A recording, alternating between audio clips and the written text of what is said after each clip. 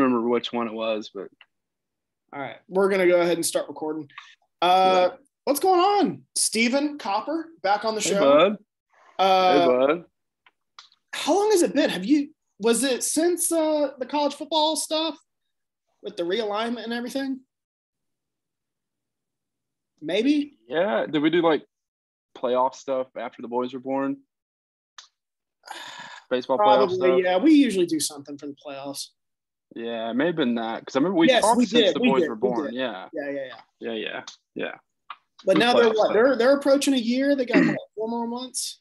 They are 8 months on Thursday. 8 months old on Thursday. Okay. Time flies. They're good. Yeah. Oof, man. Just about. Yeah. Yeah. Shoot, did you know we're going to be 30 this year? Yeah. I talked to Sarah about that a good bit, and that's kind of blows my mind a little bit. Like 30 is an I odd still number. can't wrap my brain around that. No, I can't either. Like a year and a half ago, we were 18. Like what happened? What is it like when you were a kid? Like from 2000 to 2010, felt like an incredibly long amount of time. But from 2010 to 2020, it has gone by like that. That might be because we started drinking beers, but and having responsibilities and things to do. Yeah. There's things that we have to look forward to, like not fun things, I don't like getting old. But I have aged like a decade and a half in the past 8 months. I've noticed, I had a buddy in grad school who always said when you hit 30, things just feel different. Like your body, like your back hurts a little more, your whatever starts hurting. And I was like, I said something to him like, dude, I was 29 and I slept funny on my shoulder months ago and it still hurts. It's still, yeah. I do that all the time. My neck hurts for like no reason whatsoever. This yard work on Sunday. I'm still feeling it. Yeah, it still hurts. It's better now, but my gosh, there were weeks I was like, did I like separate this thing or something? Do I need? I pushed a lawnmower for like 45 minutes and raked for like an hour on Sunday, and I could not move yesterday. It's like, oh God, I'm dead. Jesus, this is bad, man. Let's go ahead and talk some ball. We have you on because opening day is this week. But before we get into all the previews and predictions and everything, let's talk about how we almost didn't have a season. Yeah. 2 years in a row of players and owners fighting is just not great for a sport that already has an image problem. You and I talk about this a lot. Baseball gets in its own way in the worst way possible, seemingly more often than the other three sports combined. So, I mean, a lockout like this year particularly was the absolute worst year you could have a lockout. So, oh boy, was that bad. Yeah, it all started with that COVID negotiation or, the 2020 season, how to approach it. And I remember asking you at the time, because that was kind of the theory was this was going to lead into the CBA talks, which was up. And sure enough, it did. We had a 99-day lockout, or was it 100? It was something like that. It was just short of 100. Yeah. It was like 98, 99, something like that. And I never thought the season would be canceled quite like, what year was it? 94, 95? 94, yeah. It was canceled like back third of the season. Get to that. Nobody wants that. Players don't want that. Obviously, the owners don't want that. But I did think we would have a shortened season, 140, 120 games. And it all kind of came together at the 12th hour. Or the 11th hour, I'm sorry. Yeah, I mean, you could really say like 12th hour makes a lot of sense because they did cancel a week of baseball. We should already be in the season. Yeah. But they canceled a week of baseball. And like you said, like last minute possible, they put these what felt like arbitrary deadlines. But I guess if you think about it, the deadlines kind of make sense because they had to get in some spring training. So they set these arbitrary deadlines. Middle of February was one. And then trying to remember the other one.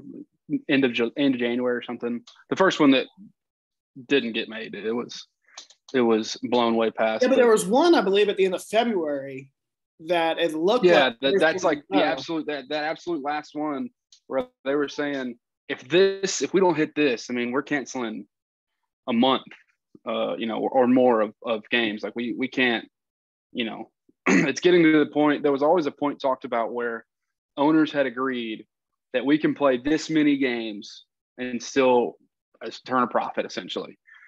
And I never thought it would get to that point where it's, I think the number's like 115 games or so, where they can cancel up to that, play that many games, still turn a profit, and not be in a situation like they were in 2020 where everybody's just operating in the red. So luckily we did come to an agreement, owners, players union, MLB came to an agreement in enough time where we could reschedule the week that was canceled. So we're still going to get 162 games, which is good. I think that's good for the sport. Going to be a little hectic, but yeah, it was close, man. You and I were talking and we were kind of biting our fingernails, crossing our fingers. There was some tough times there for ball fans for sure.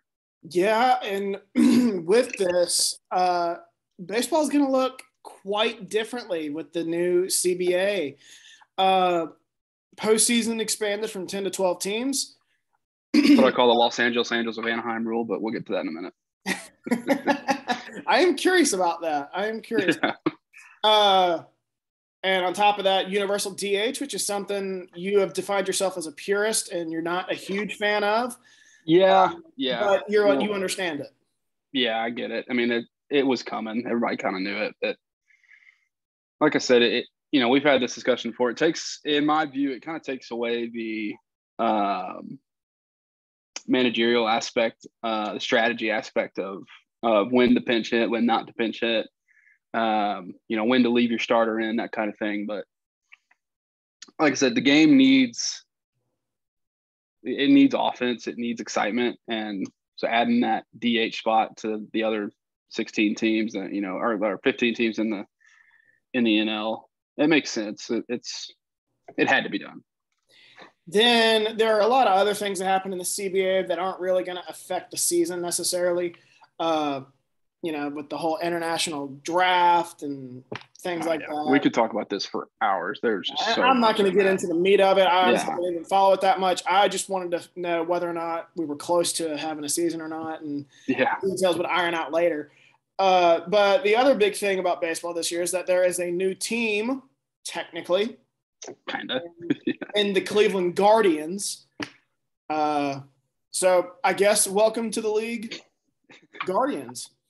Welcome to their logo is cool. Have you seen the logo? It looks kind like a rip-off of the old. Kind of reminiscent of this a little bit. I thought it was a rip-off of the old, to quote you, Anaheim Angels. Although probably more, I can't remember if they were California Angels or California at the time. Yeah, it's not a bad logo. I don't like the team name. I dislike it. I don't dislike it. It's better than the Commanders. I mean, I think the Commanders is kind of cool. Well, you're in the minority there. I didn't like it, but they could have. I think both teams could have gone with something better. But for sure. But like Commanders, it's kind of cool. Washington kind of has a military presence. I thought if you're going to go military, go with Generals. Generals. Yeah, I thought they would do Generals or Warriors, but Warriors too. That one makes a lot of sense too. But Guardians came out of nowhere. That wasn't really even among the team names I heard. No, I didn't either. I guess it has to do with like the lore of the city of Cleveland. There's some statues on a bridge that lead into the city. I don't know, but good for them if they think it'll sell merch. Whatever. But I don't like it. The logo's cool. I don't like the name. There's only one Guardians, and that's the New York Guardians from the XFL. Oh, yeah, that's true. Which, by the way, The Rock tweeted – or not The Rock. The XFL tweeted today that It's basically The Rock. Like new era. Well, the Rock owns it, I think now. Yeah. But like the new era starts tomorrow. We're recording this on Tuesday, so new era starts on Wednesday. So TBD on what that'll mean. So we'll see. We'll see. Let's go Hawks. Caw, baby. Oh, that's right. You were the Battle Hawks. Battle Hawks, St. Louis. Let's go. Want to go ahead and get started on the predictions? Let's do it. All right, let's go ahead and start with the major award winners. Let's start in AL. Same as usual, MVP, Cy Young, Rookie of the Year. Who do you like for the MVP? As long as he plays in the league, I will pick Shohei Ohtani to win the AL MVP. Just because he's the only person that can do what he can do. That's not a bad pick. I mean, it's chalk as hell. Yeah. And you and I don't like to do that.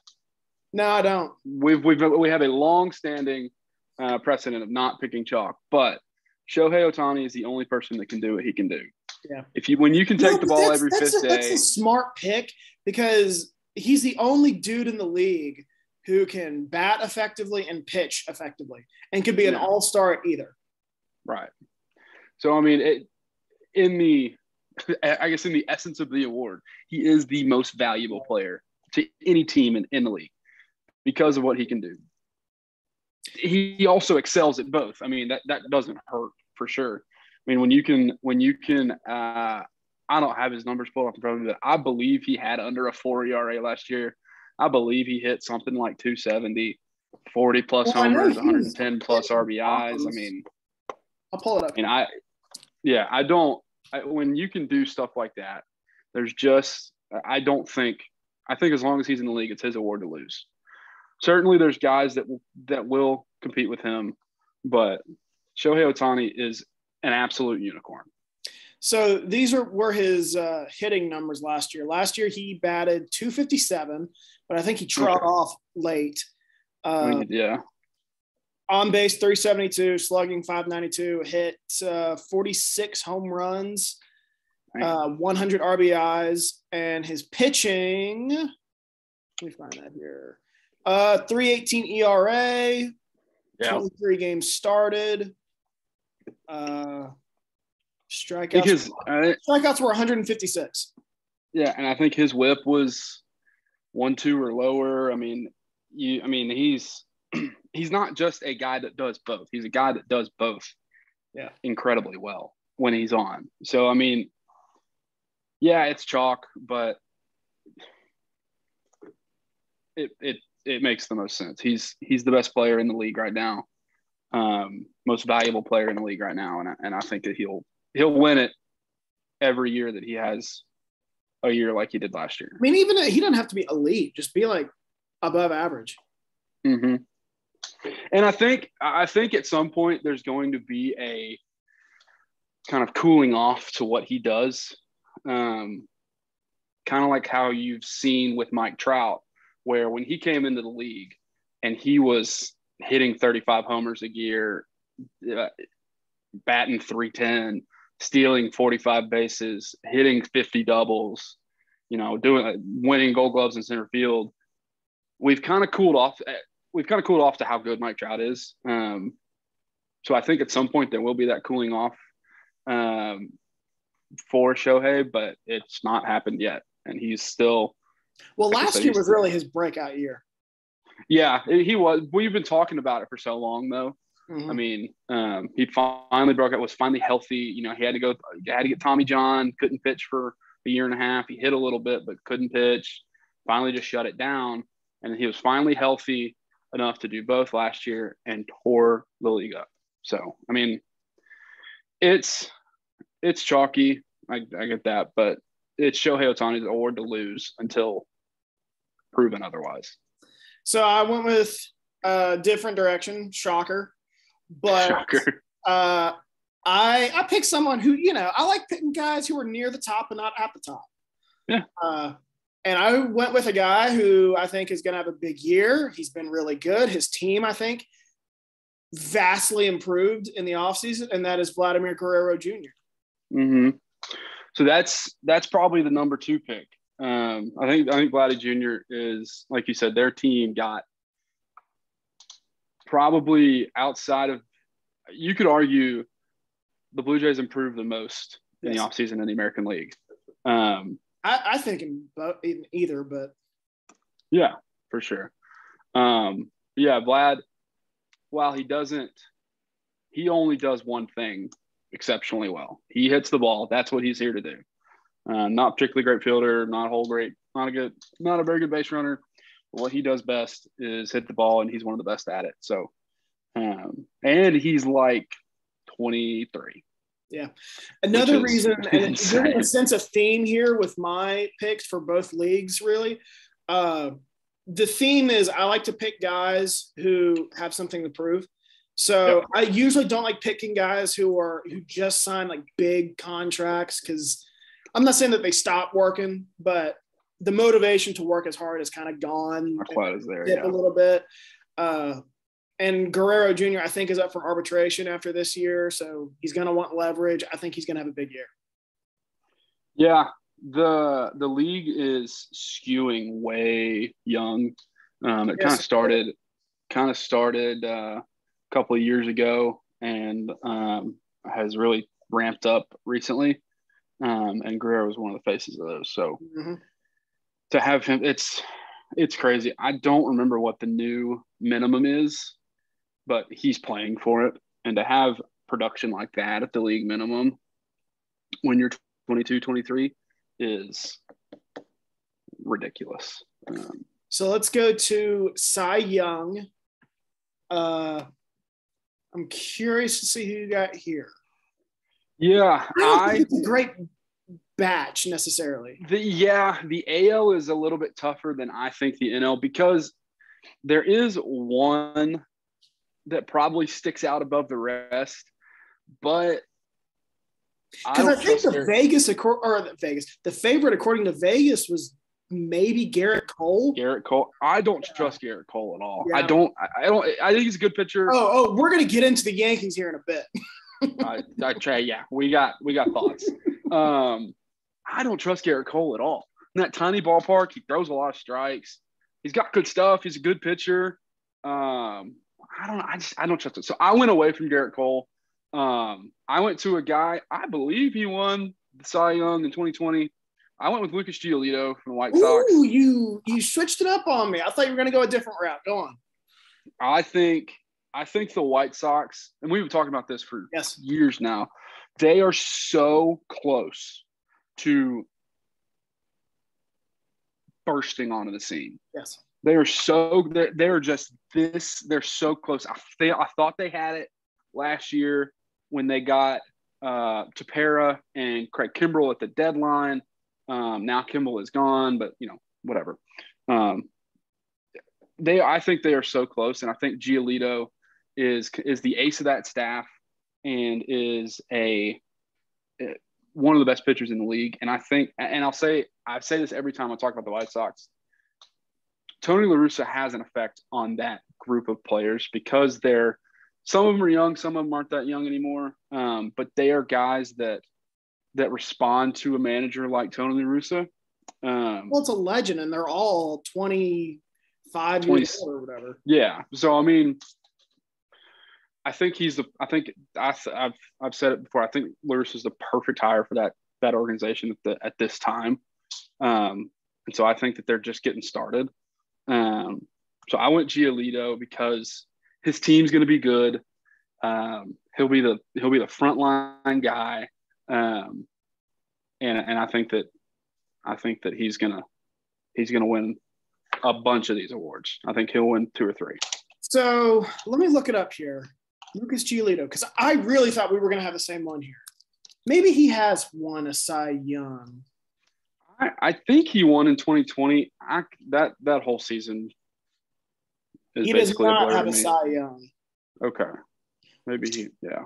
The guy that I'm going with, and it's kind of chalky, I guess, but does have a Cy Young, and he won it as a rookie, and I believe as a rookie, and that was Shane Bieber of the Cleveland Guardians.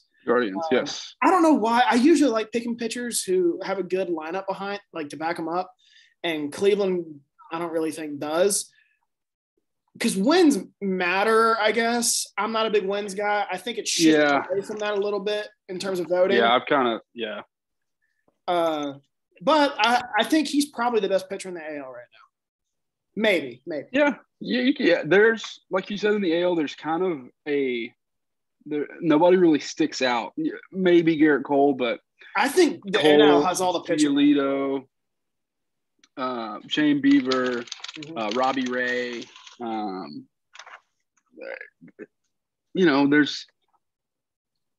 There's not a guy or guys like there is in the NL that just absolutely stick out that are the easy pick. So I would have said Justin Verlander, but he's approaching. He can't go. How much longer is he going to be able to go at that level? So Bieber, like Guerrero Jr., I believe is due for arbitration or either due for arbitration or very close to a new contract. So I think he's gonna show out. I mean, and Cleveland's about to blow it up too. I mean, I think they already have. But they already are in the process of blowing it up. So if he wants to get to a winner, he's going to have to show out. And I think it's a good pick. Rookie of the year. This one's always we never really know. We always kind of really know. Kind of just figure it out. I went with a guy. I didn't go with the chalk one that I saw. It's the next one on the list, but a guy that's going to make his debut got put on the roster. I went with Julio Rodriguez. Okay, I thought that's who you Seattle Mariners. Seattle Mariners are the other team that I was thinking of when talking about the Blue Jays that made the most improvement. I think the Mariners are going to make some noise. And I think Rodriguez is kind of in the middle of that. Kind of in like a Randy Arozarena, Wander Franco type role. He's a guy you don't really have figured out quite yet, and can just absolutely get in there and cause some ruckus. So I went with Rodriguez. I have no idea what his game is like. Couldn't tell you if he's a burner and a power guy. I think he's average. An outfielder. He is an outfielder. I know that. I do know that. But I couldn't tell you if he's going to be a Guerrero or Ichiro. Who knows? So you named some guys during that Wander Franco and Randy Arozarena. I went with a teammate of theirs, Shane Baz. Baz. I believe it's Baz. I like him because I like to pick guys who got experience the previous year, kind of came up at the tail end, wet their feet a little bit. Got their feet wet, and now he's I think probably the guy, maybe not the guy in Tampa's rotation, but one of the top 2 or 3 arms. He's got the experience, he's got the talent, he's got a good team behind him. I look for him to be really good. I like that. Pitchers are always weird to me because rookie pitchers, because you're right. It usually either goes one of two ways. Either they're really good and their stuff haven't seen before, or the lights are a little too bright and their stuff isn't quite what it should be, and they get hit around a little bit and go back down and work on some stuff, come back up and kind of do the shuffle. So although I say that, I picked a pitcher to win the NL, but pitchers, like I said, pitchers are a little weird to me. If they're good, they're good. And we've seen that before. But I think, like you said, Baz will have a good team around him. The Rays always have a group of useful idiots. I mean, a bunch of nobodies that seem to come together and always win 93 games. So he'll have a good team behind him. Good job, Sarah. I didn't catch that. I was rather loud, motherly burp. Sorry. Hear that.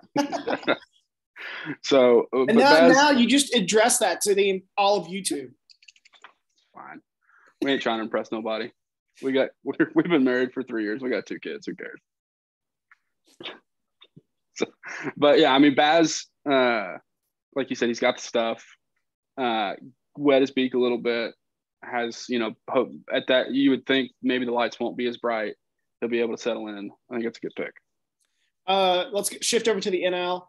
MVP. Who do I have? I forgot. Yes. Okay, I got it. I went with. Has he signed his contract yet? Let me check. Well, while you're looking, I'll go ahead and reveal mine. Yeah, you go ahead and do yours. I went with an outfielder from the Mid-Atlantic. I went with Juan Soto. Hey, me too. Oh, really? Okay. Yeah, I did Soto. He's one of the best outfielders in the world. He has not signed a contract yet, but he is going to be a $400 million. He's gonna be a big deal. I think he still has maybe another year or two. He signed for $17.1 million in arbitration. Okay, so he is an arbitration. Yeah, so so he's got like 2 once years. Once he gets, I know that the Nats were trying to extend him, and I believe they offered him a Mookie Betts-ish, not quite the Mike Trout deal. I think it was a little bit more than like the Manny Machado deal. I think it was like 13 for 350-ish before the lockout, and either couldn't get it done or he turned it down, whatever the case was. But he will be a wealthy young man very soon. He's I think the best pure hitter in the league. So yeah, the Nats he is the bona fide face of the franchise on a team that's really building everything around him. I think Juan Soto is almost a runaway favorite to win, and I think he's going to get it done. Yeah, well, when I looked at the list, it was a lot of guys who were going against what I like to do. I like to pick young guys who are up for new contracts soon, and it was a lot of like Mookie Betts and Freddie Freeman, and not saying that they can't win it, but Freddie Freeman just got paid. Betts just got paid a few years ago. It was a lot of guys like that. And I kind of had to go down the list until I found, Soto, he kind of fits my narrative. Yeah. And yeah, I don't know. Like you said, the Nats don't have a lot, so he'll be the focal point. But man, he's just, like I said, this is another one of those guys where the league has skewed, and it kind of started with him a little bit in that World Series run, and even the year before that when he was just coming up and mashing and getting on base at like a 410, 415 clip. He's just, for how young he is, he's incredibly gifted hitter from the left-hand side too. I mean, it's dumb. How about Cy Young? I had a guy and then I changed it. Yeah, Cy Young, I went chalk. I went Walker Buehler. He's going to win. We have the same again. Dang, he's going to win one eventually. And the Dodgers are just so freaking good. It's almost unnecessary how much talent is on that team. But I mean, Buehler has now gotten the torch passed. Yes. He is the best pitcher on that team. He is the starter. He is the ace. And I just think he's the best pitcher in the National League whenever Jacob deGrom is hurt. Yeah. So funny you mentioned him. I had him, and that is kind of chalk, deGrom, but he fits into what I've called a theme. He already announced that he was going to opt out of this season. He's seen other pitchers get paid a lot of money, and even when he signed that extension with the Mets 3 or 4 years ago. 3 or 4 years, yeah, about to say 3 or 4 years. I thought it was I don't want to say a low ball. I thought he didn't bet on himself enough. I thought it was a very favorable deal with the Mets. Yeah, was that a situation where they were trying to buy out his arbitration years and maybe like a year of free agency or something like that? I think that may have been the case like with that contract. 125 over $5 million deal. I was like, that seems something low. like that. And he said he was going to opt out, and I thought, he's obviously the best pitcher in the NL, maybe in the league when healthy. Has plenty of motivation to, get more leverage and sign a new deal. much more lucrative, but then he got hurt. And I don't know how long he's going to be out. I can't tell you. I saw June 1st is like estimated. Yeah. But so I switched gears and I could have gone with Max Scherzer, but he just signed $40 million a year deal. And yeah, so I switched gears and went to Buehler. I don't think he signed a big time extension yet.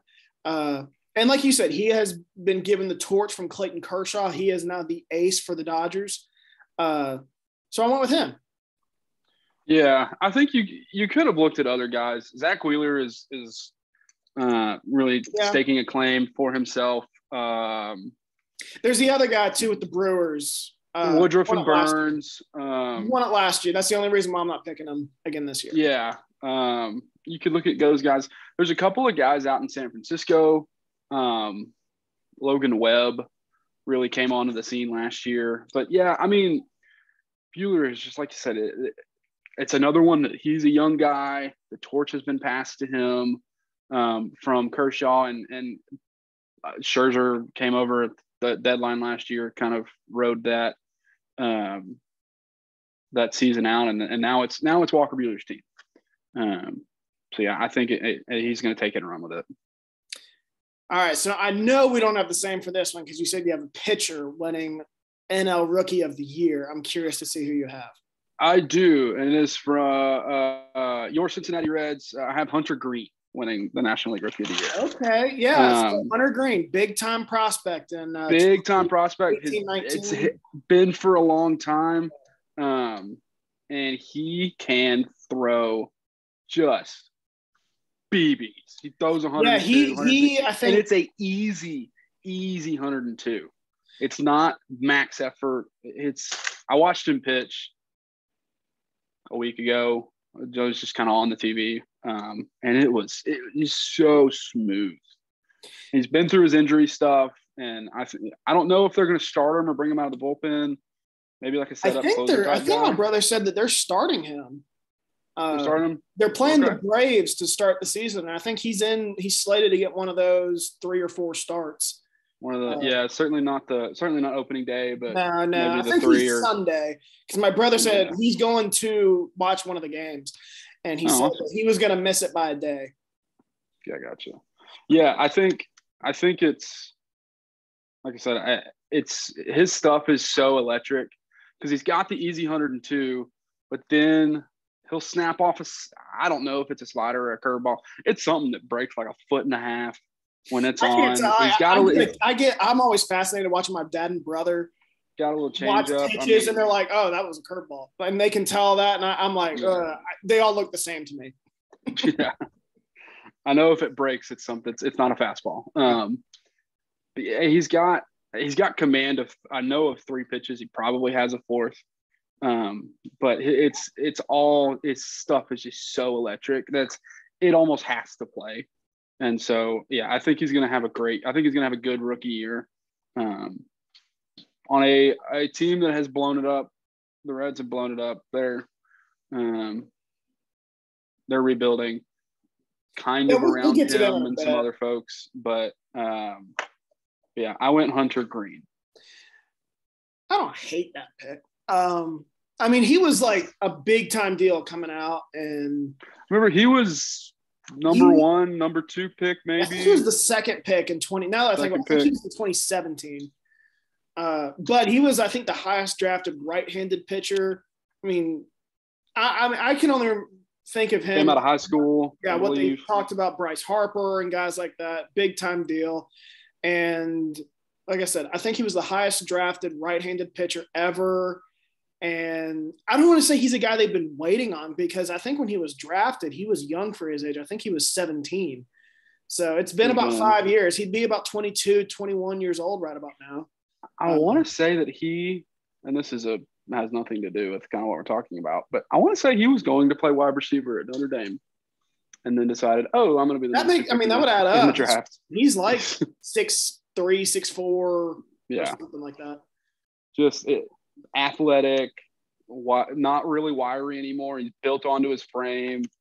to where he doesn't have to go max effort anymore. It's smooth. I think he's husky now. Could be. I don't know.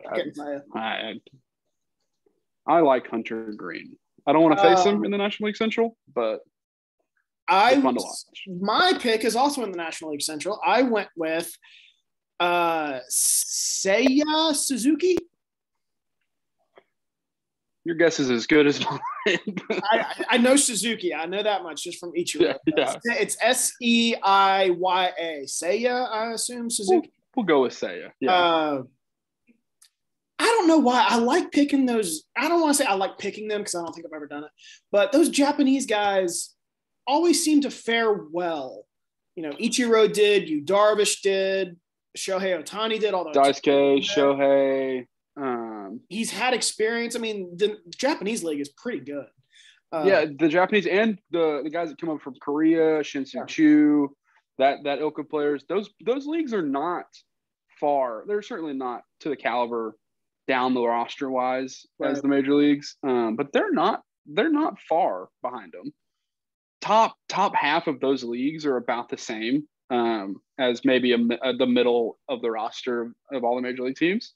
So yeah, I think Suzuki is a good pick. Well, and he's an older rookie. I mean, I wouldn't call him a rookie. He's played professional baseball for a while. He knows the ins and outs. He knows, the bright lights won't affect him. Kind of like you said with all the other guys that come over, they've played pro ball for so long. It's not like they're coming in at 21, 22, fresh out of AA. They were playing high school ball 3 years ago or college ball last year. He's been around the block. He knows how to be successful. So I don't hate it. I hate it because he's playing for the Cubs, but I've heard his name quite a bit in spring training. Yeah. So I feel good about that one. I feel good about that. Yeah, I don't know how chalky it is because maybe not a whole lot of people I don't think he was, of him. And Rookie of the Year is just but I think he was second or third. Yeah. Rookie of the Year is also just so difficult to pick preseason. So I'm not sure I've ever gotten one of those right. Who knows what's happening? Yeah, I don't know. Who knows? I just like throwing that in there. Anyway, so let's go ahead and get started with some divisional breakdowns. Let's do it. All right, let's start. As always, we're going to start with alphabetical order. So AL East, I think by far the toughest division in baseball. Yeah. I think that this is we're going to bash the Yankees. I'm assuming both of us are. Yes. But I still see this as a 4-team race. Yeah, it's definitely a 4-team race.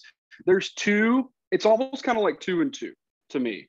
Yeah. There's two teams There's two teams that are clear front runners, and the other two teams are talented enough to win the division. I would call them playoff teams. I wouldn't be shocked if they won the division. Yeah, and then there's the Orioles, who we both have said, like what the Orioles are doing. They're doing it. They're doing this correctly. They're building around young players. They're drafting and developing. We won't talk about the Orioles. Yes, I do. Yeah, let's go ahead and get started. Let's go ahead and say I have the Orioles finishing last. Of course. Sorry to the Orioles out there. Give it another 5 years. I do really like what y'all are building. Yes. I think they have some nice, young, talented players. The problem is the rest of your division is just loaded. Very, very good. Building around guys like Ryan Mountcastle, Adley Rutschman. Yes, I was going to say him. Not quite there yet. But when he does, he's going to be a very, very good major league hitter. Was a incredibly talented college baseball hitter in the Pac-12, which is one of the toughest conferences. Well, he played at Oregon State. That's one of the top programs. Yeah. Yeah. So, I mean, I like what they're doing. They've got to get some pitching.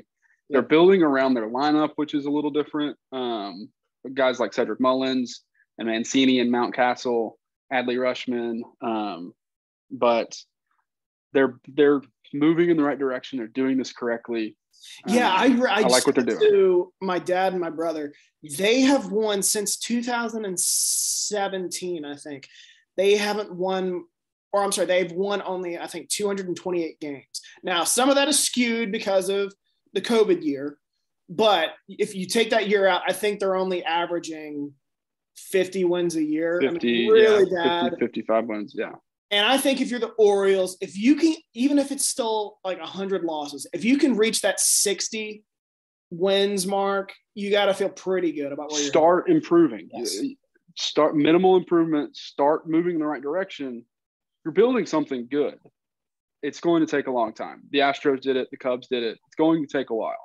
But you're moving in the right direction. Got to get people back in the ballpark. I don't know what you're going to do in Baltimore, but got to get people back in the ballpark. The thing going for them is I've only been outside of Camden Yards. I have not been in the ballpark. I've heard, and it looks from the outside, one of the nicest ballparks I've seen. Beautiful ballpark. I've been to a game there. Great place to watch a game. Horrible place for a stadium, which is most of Baltimore, but we won't start a Baltimore. I've seen a little bit of The Wire. Yeah, I know enough. Yeah, it's a beautiful ballpark. They just got to get people in there, man. So let's and go I think ahead. they will move. Sorry, I thought you were wrapping up. No, you're good. Yeah, I'm done now. Okay, so let's go ahead. Let's just keep it. I like this. Let's start at the bottom and work our way up. So my fourth place team, I reckon we're going to have the same here, judging by the way we're talking. And this is a team I have been bullish on before, but last year broke me. I'm kind of done. And that's the New York Yankees. Yeah. The Yankees are in the bottom two kind of contenders list with the Red Sox. And I really think at 3 and 4, I really think 1 and 2 are interchangeable and 3 and 4 are interchangeable. I'll agree with you that the Yankees are probably fourth. I'm not super confident in that. Like I said, 3 and 4 are interchangeable for me. But yeah, that lineup strikes out so much. There's so much swing and miss in that lineup. The lineup has gone. I cannot get over that. Fearsome to it's hit or miss. I mean, it's either going to be out of the ballpark. It's boom or bust. And every guy on the roster is like that. Anthony Rizzo, I think Joey Gallo's still there. Giancarlo Stanton, Aaron Judge, they're all like that. They don't have any contact hitters, not necessarily even speedy guys who can get on base. They're all a bunch of power hitters, slow power hitters. Yeah, I think the pitching's a little overrated. Yeah, I would agree. Garrett Cole's Garrett Cole. He's going to have a 3.5 or under ERA. He's going to strike out 270 guys. He'll have a whip under 1 or close to it. Past that, Severino's a good arm. They did sign is it Taijuan Jameson? Taijuan Walker. The guy from Tampa. You're talking you're right. Jameson Taillon. Is it Taillon? Okay. Jameson Taillon. The cancer survivor. Was he? I didn't know that. He had cancer of the downstairs. Oh. Yeah. That's a rough one. But he's back. I can't say from experience, but I'm sure that's okay. Good for him. Yeah, I don't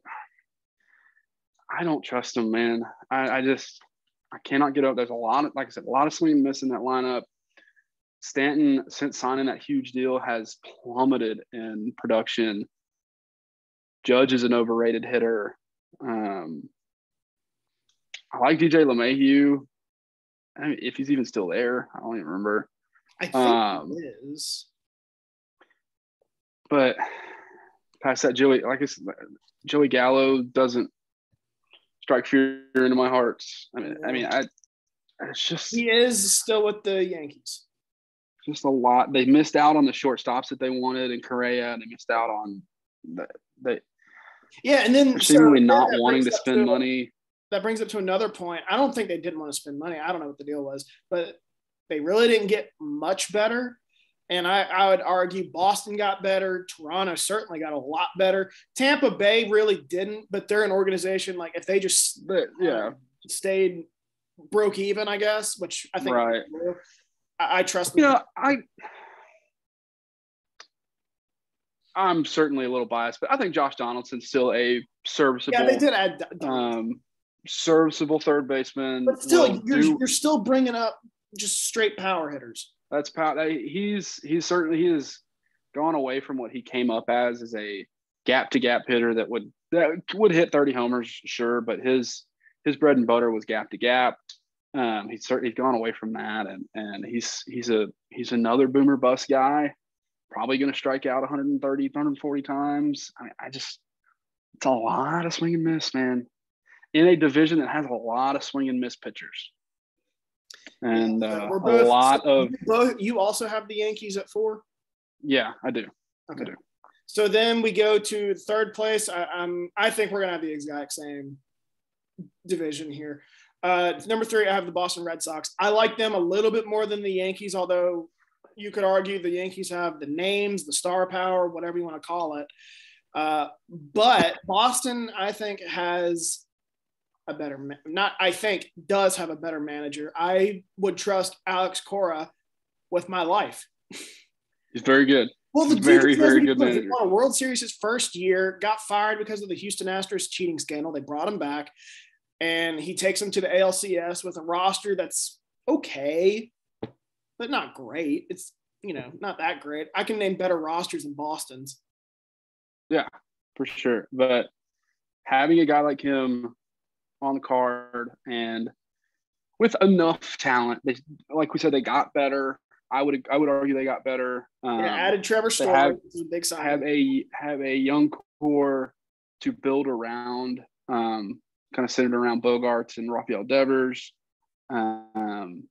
Still have some big boppers. Kyle Schwarber's still playing for them. Did he sign with the Phillies? Yeah, he did. You're right. He did sign with the Phillies. Who knows? They have enough. They have enough talent. Tampa, I think they're going to win about 90 games. I don't. It's a shock to me when the Red Sox aren't in contention. They're just one of those teams that always seems to be there. Like we said, probably not the top of the division. That's why we both have them at 3. But would not surprise me at all if they mess around, win 88 to 92 games, and are right there at the end of the year. So then second place, we might, now that I think about it, we might be different here. I don't think we will, though. I'm going with the Tampa Bay Rays to finish second. As well, yeah. In a little bit of a different than sometimes normal, there are a couple of names on the Rays now. We know Wander Franco's name. We know Randy Arozarina's name. Not sure why they just traded Austin Meadows for a slapdick, but I think I've heard that they're bringing up one of a top prospect. So top prospect. Okay, good for them. There's certainly got a bunch of them. And they're going to have pitching just. Yeah, they have a really good trio. McClanahan and Baz are the only one that come to mind. Oh, I think they signed Corey Kluber. They have, I think that's good. That's a good armed. That's a good guy to have when you have the young guys like Baz and those other guys in their rotation, because he's been around the block. He's been very successful. Won a couple Cy Young. Been to a World Series. I like that. I like that signing a lot for a team like Tampa Bay. They're just one of those teams, like we always talk about. I think they've established themselves as just one of those teams. Good front office, good manager, good farm system, great bullpen, good starting. We always gush about Kevin Cash, one of the best managers in the league. Does probably the most with the least. And yeah, I think if not for the massive improvement of the Blue Jays over the last 2 years, this is probably the Rays division. Mm-hmm. But yeah, I've got them second. They're a playoff team. They're going to be in the playoffs, I would think. But I think last year they won 100 games. I do think that they fall a little bit. Could be close to it. 95 games wouldn't surprise me. I think I have 93 on my blog. 93? Yeah. That wouldn't surprise me at all. So then we both have the Toronto Blue Jays. a team that got significantly better this offseason is it Matt Chapman, the guy from the A's? Matt Chapman to play third, yep. That's a bat to a lineup that was already really good. They got already a really long. Jose Barrios. They now have Kevin Gausman was another one. I think they now have 4 solid arms with Barrios, Gausman, Ryu, and then the face of West Virginia baseball, Alek Manoah. Alek Manoah. I was going to talk about Manoah's about to crack open, man. The new face of West Virginia baseball, because Jed Jerka. I think not Jed Jerka. What's his name? Is it Jed Jerko? No, yeah, it's Jed Jerko. Oh, okay. There's so many Jerkos. I'm dead serious. Jerko is a huge name in Morgantown. Sure, his brother Scotty played for WVU football. Like they're just a name. I see Randy Jerko on my Twitter all the time. I don't follow him, so I guess a brother or the dad. I don't know, but there's so many Jerkos. But Jed Jerko. Jed. Uncle Jed. But now passed the torch to Alek Manoah. Alek Manoah. Yeah, and I remember you talking about him. He may have even still been playing at WVU, but his stuff was very, very good. Yeah. And he's matriculated his way up to the bigs, and I think he's gonna be a very good starter. Certainly down the rotation for them, but that's good. He might be the 3rd or 4th guy. 4th guy maybe. But yeah, I mean those are 4 solid arms, and you factor in the bats that they have. This is a scary team. I worry about their bullpen though. Their infield is, maybe outside of the Dodgers, you can make an argument for, but their infield's probably the best in the league. Guerrero, Kevin Biggio, Bo Bichette, Matt Chapman. I mean, that's 4 incredible ball players that all kind of do something a little bit different. Guerrero's the hitter. Biggio and Bichette are more kind of like almost kind of like setup guys, quick. Chapman is one of the best fielders in the league, power guy. They're not to mention George Springer. I mean, George Springer in center field. Very, very long lineup that all kind of do a lot of different things. I think they're a runaway favorite to win. Yeah, I think this is a popular pick, but I think they're going to. Yeah. I have them not only winning the division, I have them getting home field advantage in the AL. Yeah. I think the winner of the East will get home field because I don't really see anybody coming out of Central. Unless the White Sox click. For the Astros. And it's been a while. Somebody outside of the East hadn't had home field, if I remember correctly. Maybe the Astros had it once or twice, but it's been a minute. I know the Indians, now the Guardians, had it in 2017 and lost to the Yankees. That was the year the Astros won the World Series. Right. Yeah. I mean, the winner of the East is probably going to get that home field. Because like I said, it's just such a stacked division. There's talent up and down those rosters. All gel. It's going to be a dogfight. And the thing is, I'm not 4 teams that could win it. I don't think all 4 are going to make the playoffs. I don't think they can. Yeah. I don't think, because you got to think that somebody in the West is going to challenge.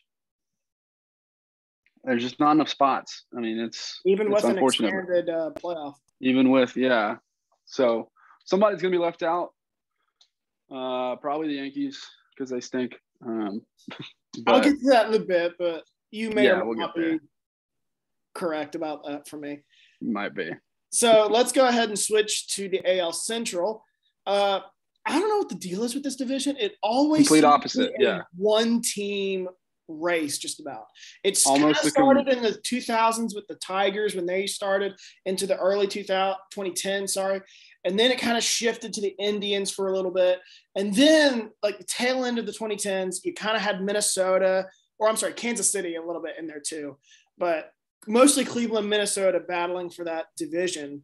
And then now those teams have kind of gone downhill, and now you have the White Sox coming in, so it always seems to shift to a one-team division among those five. Yeah, it's almost kind of the mirror opposite of the East, where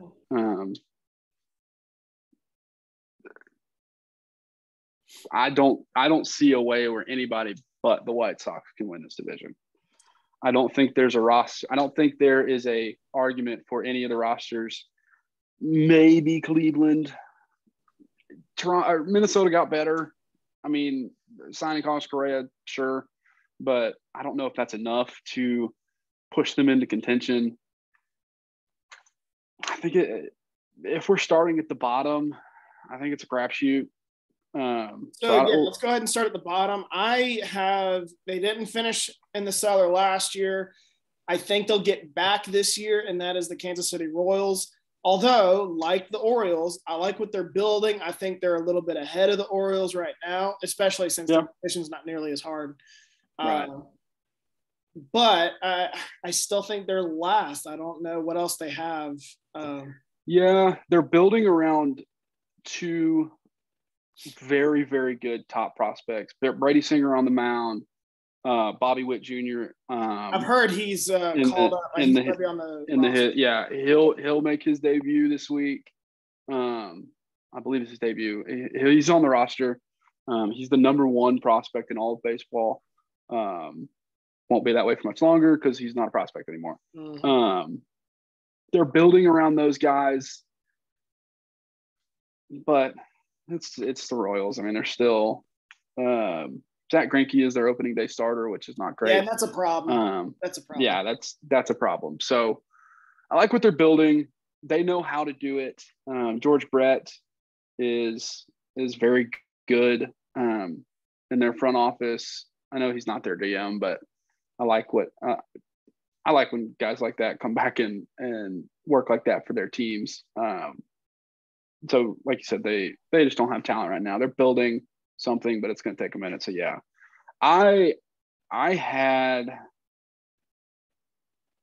actually the Tigers in the cellar. We're way different on that one. Really? Yeah. We'll get to it in a bit. Okay. Yeah, go ahead and talk about the Tigers. That's partly because I don't trust Javier Baez. But and I love Casey Mize, of course. I think he's going to be a good major league pitcher. He's just got to get some time under his belt. Want him to win the Rookie of the Year. That didn't happen, but there's just not a whole lot there. Kind of Miggy's swan song. But there's just not a whole lot there. Good for them for signing Javier Baez, but he stinks. So fourth, I have the Cleveland Guardians finishing fourth. I had them finishing higher originally, and then I changed it. Really good manager. They have some pitchers.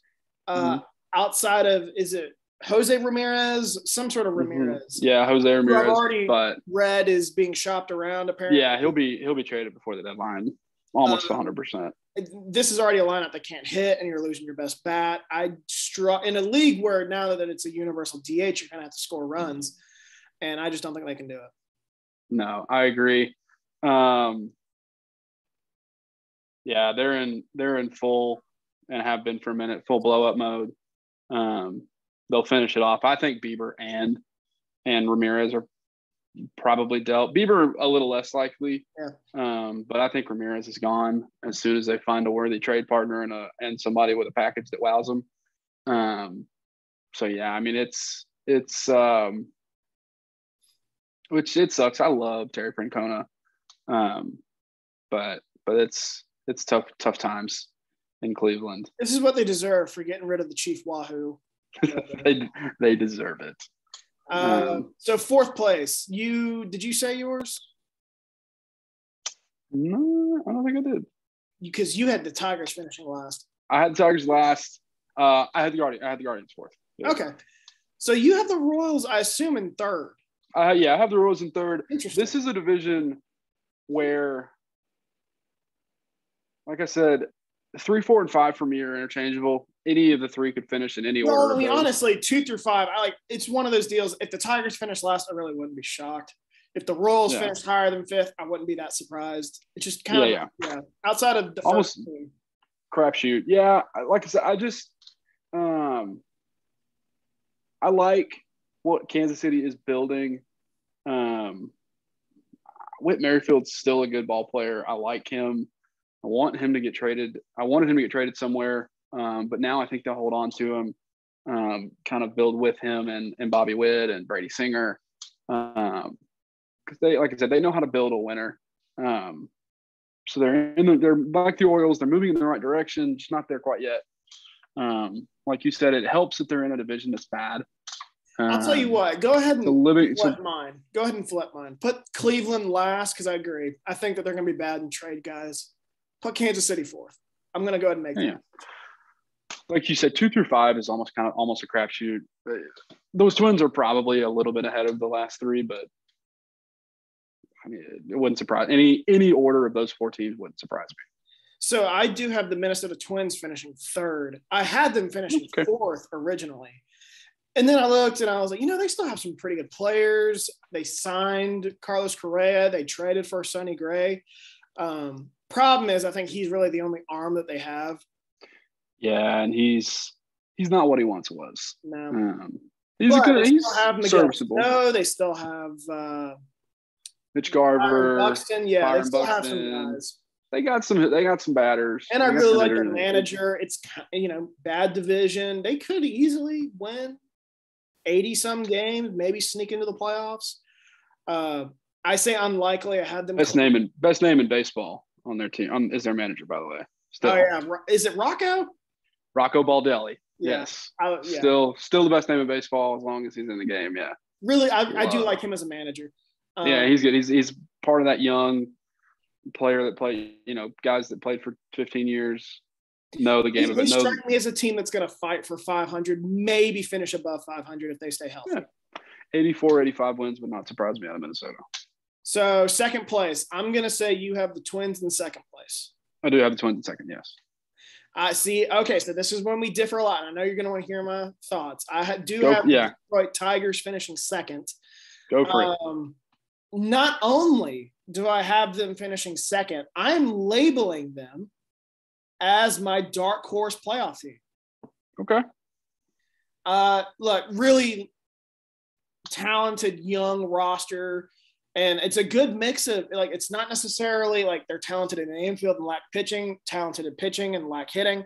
They kind of have a good mixture of both, of young guys in their rotation and in the field. And they got better. They added Javi Baez. I know you don't believe in him. And he is I do think he's a little bit of a cancer. Maybe not a little bit. He does strike me as someone who's a cancer in the locker room, but he's talented. They got Tucker Barnhart, and then they added an arm, I believe. Let me look it up here. I wrote it down. Eduardo Rodriguez. Yeah. And then AJ Hinch, World Series manager, or World Series winning manager. I forgot that he took the Detroit job. Close, to being a team to watch out for. I think they're about a year away. But yeah, I have them finishing about 500. I could see them, maybe June being first or second in the division and then trailing off in the second half of the season. You know what wouldn't surprise me, and maybe I'm off here, is if Detroit is in first or second, say June 25th, July 1st, them going out and getting an arm, whatever arm is there, who knows at this point, and to bolster a starting rotation, get like an innings eater type of guy, and try to make a run at this thing. Probably fall off because of, for whatever reason, but that wouldn't surprise me. I don't hate it. I just don't. Like I said, I don't think 2 through 5 that the Central is very easy to pick. Yeah. Any of those teams could finish, like these websites. Any of those teams could finish in any order. I'm a little bullish on Detroit. I did forget that AJ Hinch got that job, but Yeah, he was there last year, and they were similar to Baltimore. I was looking through their records in recent years, and they hadn't won more than, I don't remember, 60 or 70 games. Let me look it up. Hadn't won more than 64 games since trading basically Verlander in 2017. And then Hinch comes in, and they won 77 last year. I think it was 77. Oh, wow. Yeah, 77. So young core, added some veterans. I think they're a sneaky team to watch, but the AL is stacked. I think it's going to be hard for them to get into. It's hard for them to make the playoffs, but making some noise would be good for that organization. Yeah. So first place, we both have the same here. Chicago White Sox. I'm not sure how much better they'll be than last year. I couldn't tell you their record from last year. I know they have a tough matchup, I think, with the NL West this year, so that's a good chunk of games that I think it's going to be hard, playing the Dodgers and the Padres and the Giants. We'll get to them in a bit. But, 90 wins, maybe. Get into the playoffs, see what happens. Yeah. They didn't really have to get that much better. But stay the same. Get another year for the younger guys. Stay healthy, and it's their division to lose by a pretty decent margin. Yeah, I think barring injury, they should certainly love their manager. But far and away the best roster in the division. Pitching, bullpen, starting pitching, bullpen, lineup are all the best in the division. So they're going to win by. They could win this by double digits. Yeah, I would say so. All right, so AL West. I see this as probably a 2-team race. I'll throw a third team in there, though, just because they have arguably the 2 best players in the league. Yep. I believe we're gonna have the exact same order, top to bottom. After your comments about the Mariners, I believe so. Yeah.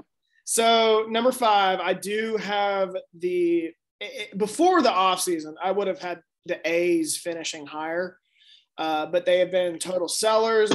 They completely just blew it up, which, I mean, they were due for that. That's what they do. Yeah, and that's what they do. Does it about every 5 years.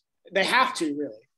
Yeah, they don't have I saw a stat where there is something like 12 or 13 individual players that are going to make more than the entire roster of the Oakland A's this year. Yeah, I saw Scherzer. I saw his name led the pack.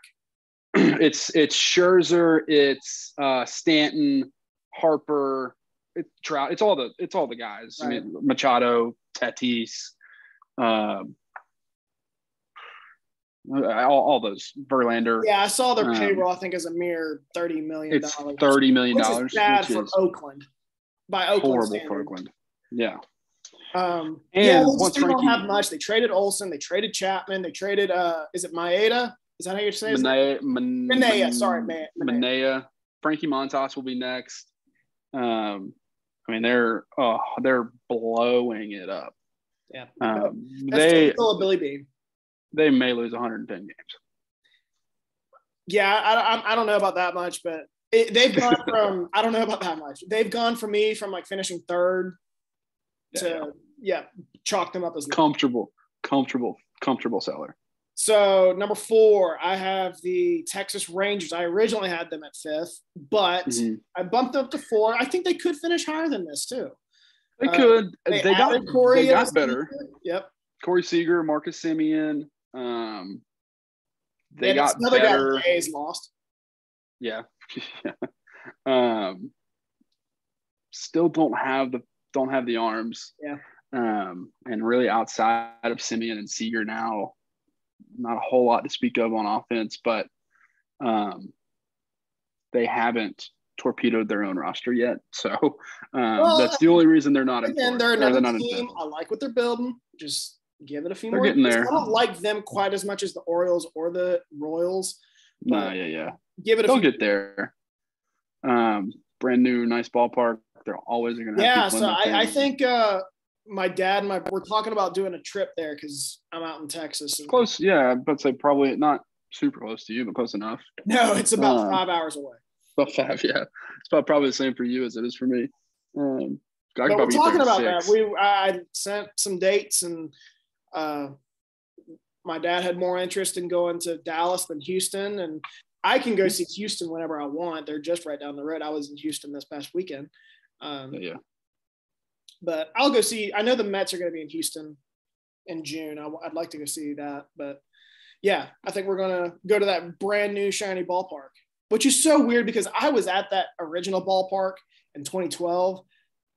Looked brand new already. There was already one. Oh, yeah. I thought that ballpark was the nicest ballpark I went to at the time. Mm-hmm. And then within a decade, they didn't tear it down, but they built a new one. Built a new, nice, brand new shiny one. Hey, that's Texas for you, man. I mean, yeah, they're a comfortable fourth for me. It's, like I said, not quite as bad as the A's. Haven't completely blown up their roster, but they're just not there yet. Building, but they're not there yet. Get some pitching and we'll talk. Third place, I have the Los Angeles, California Angels of Anaheim. Whatever they're calling themselves now, yeah. I've got the same. Like you said, probably 2 best players in the league. But, man. Outside of those 2, what is it? Can't get over the hump. Outside of them, they have – I want to say they finally got some pitching. Syndergaard. Did they add Syndergaard? I missed that. Syndergaard, yeah, he's out there, right? I mean, that sounds right. I haven't really seen him like linked to the Mets, and any talking points. So. Right. Yeah, I mean, although he's on decline, I think he hasn't really been. Yeah, I mean, he's certainly not what he once was, but they're at least trying. Yeah. So we'll see. They have just got their lineup is good enough. So they won 80-some games last year. They have a good manager and Joe Madden. The problem is playing 85 to 89 games, I guess, and maybe sneaking the playoffs. But I just have a hard time seeing it happen. The problem is that the AL is just so top heavy, and there's 4 teams in the East, 2-ish teams in the Central, 3 teams in the West that are gonna compete for a spot, and there's only so many spots to give. So seemingly always it's the Angels out on the outside because Trout gets hurt, Shohei goes down, don't have the pitching to back it up. I mean, whatever reason, the Angels are just kind of snake bitten, and it sucks because they have the 2 best players in the league. Just can't seem to get over that hump. Joe Madden's a great manager. I hate the guy. I don't like him, but he's a good manager. He's been there, done that at two ball clubs now. I mean, he'll get them closer than they have been, I would say, but still just short of getting over that hump for me. All right, so top 2, the likely teams I think to win this division. I do have a team that everybody knows finishing second, a team that has won a World Series in 2017. This is right down the road I was just talking about. This is surprising for me. This is surprising to me. Well, they've lost some guys. They lost Correa. They lost Springer last year. They lost Zach Greinke. They do still have Verlander, but he's aging. Lance McCullers is good, but he's not that terrific, I think they're losing some guys. And I still think they're going to be good. I think they're going to be a playoff team. They still have a lot of talent. But, I mean, to expect them to go back to the World Series, win 100 games, I think that's a tall order. Yeah. I mean, it helps that they – I will say this. If they won this division, I wouldn't be shocked at all. No, it wouldn't surprise me at all if they won the division. But you're right. They are regressing from where they have been. They, of course, they still have Bregman. They're still got Altuve, Yordan Alvarez, Yuli, Verlander, even Gurriel. I like is it Kyle Tucker? Tucker, yeah, Kyle Tucker. I like him. So they're going to have pitching. But you're right. They have regressed a little bit. They're not the 105 win team anymore. But I think I have them winning the division. I have the Mariners in second. But it's a lot closer than it has been in recent years. Okay. All right. So let's go ahead and talk about the Mariners then. Yeah. So the Mariners, like we said, they probably took the biggest step forward. Adding – oh boy, who all did they have added? Well, I know that they added the guys from the Reds, Eugenio Suarez and Winker. Jesse Winker. They added Robbie Ray went out there.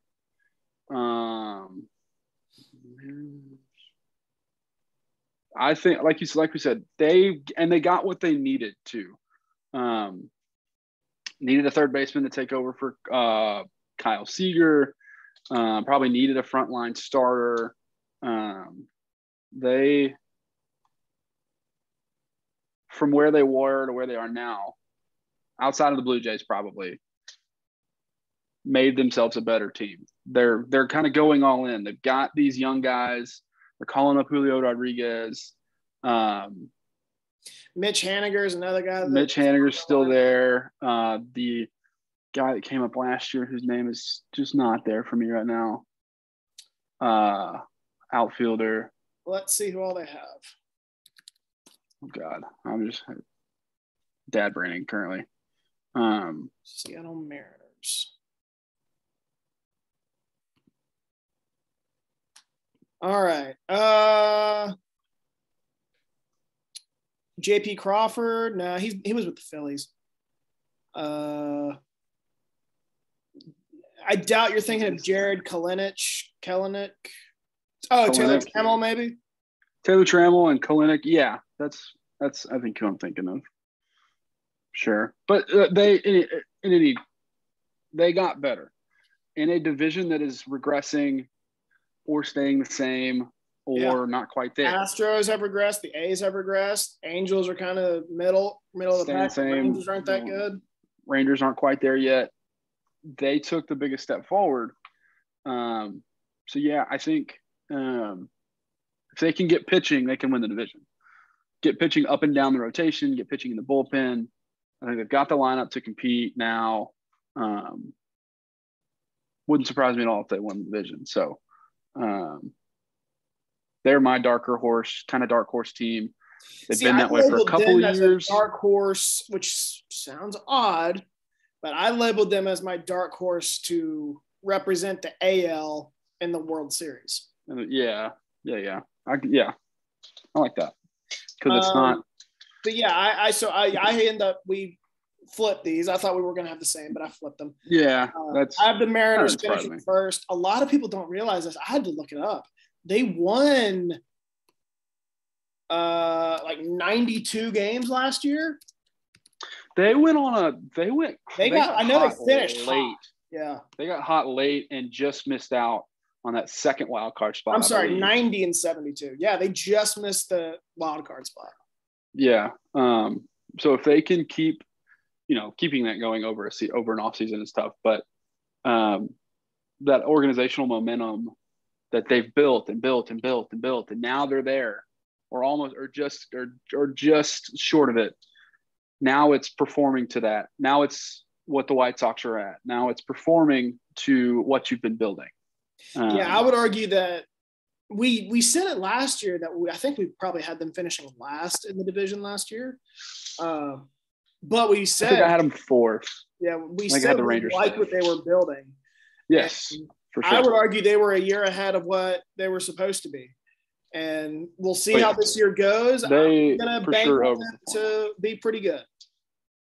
I agree. Yeah, I think it's going to be this could be a dogfight down down the stretch between And the Astros and Houston's a Mariners. good pick. I mean, I debated it myself. I was like, do I want to go with the new team or the team that's proven? And Right. I said screw it and said let's have some fun. Yeah, it's going to be one of the two. I won't trust the Angels until I see it, but yeah. It's going to be one of the two. It's going to be the Astros or the Mariners, and I think, like I said, I think they both are in the playoffs, especially with expanded playoffs. But we'll see. It'll be a fun division to watch if you want to stay up late. So your 3 division winners: Blue Jays, White Sox, Astros. Who are your 3 playoff teams then? 3 playoff teams would be Tampa Bay Rays, the Seattle Mariners, and I'll go Boston. Okay. We actually have the exact same 6.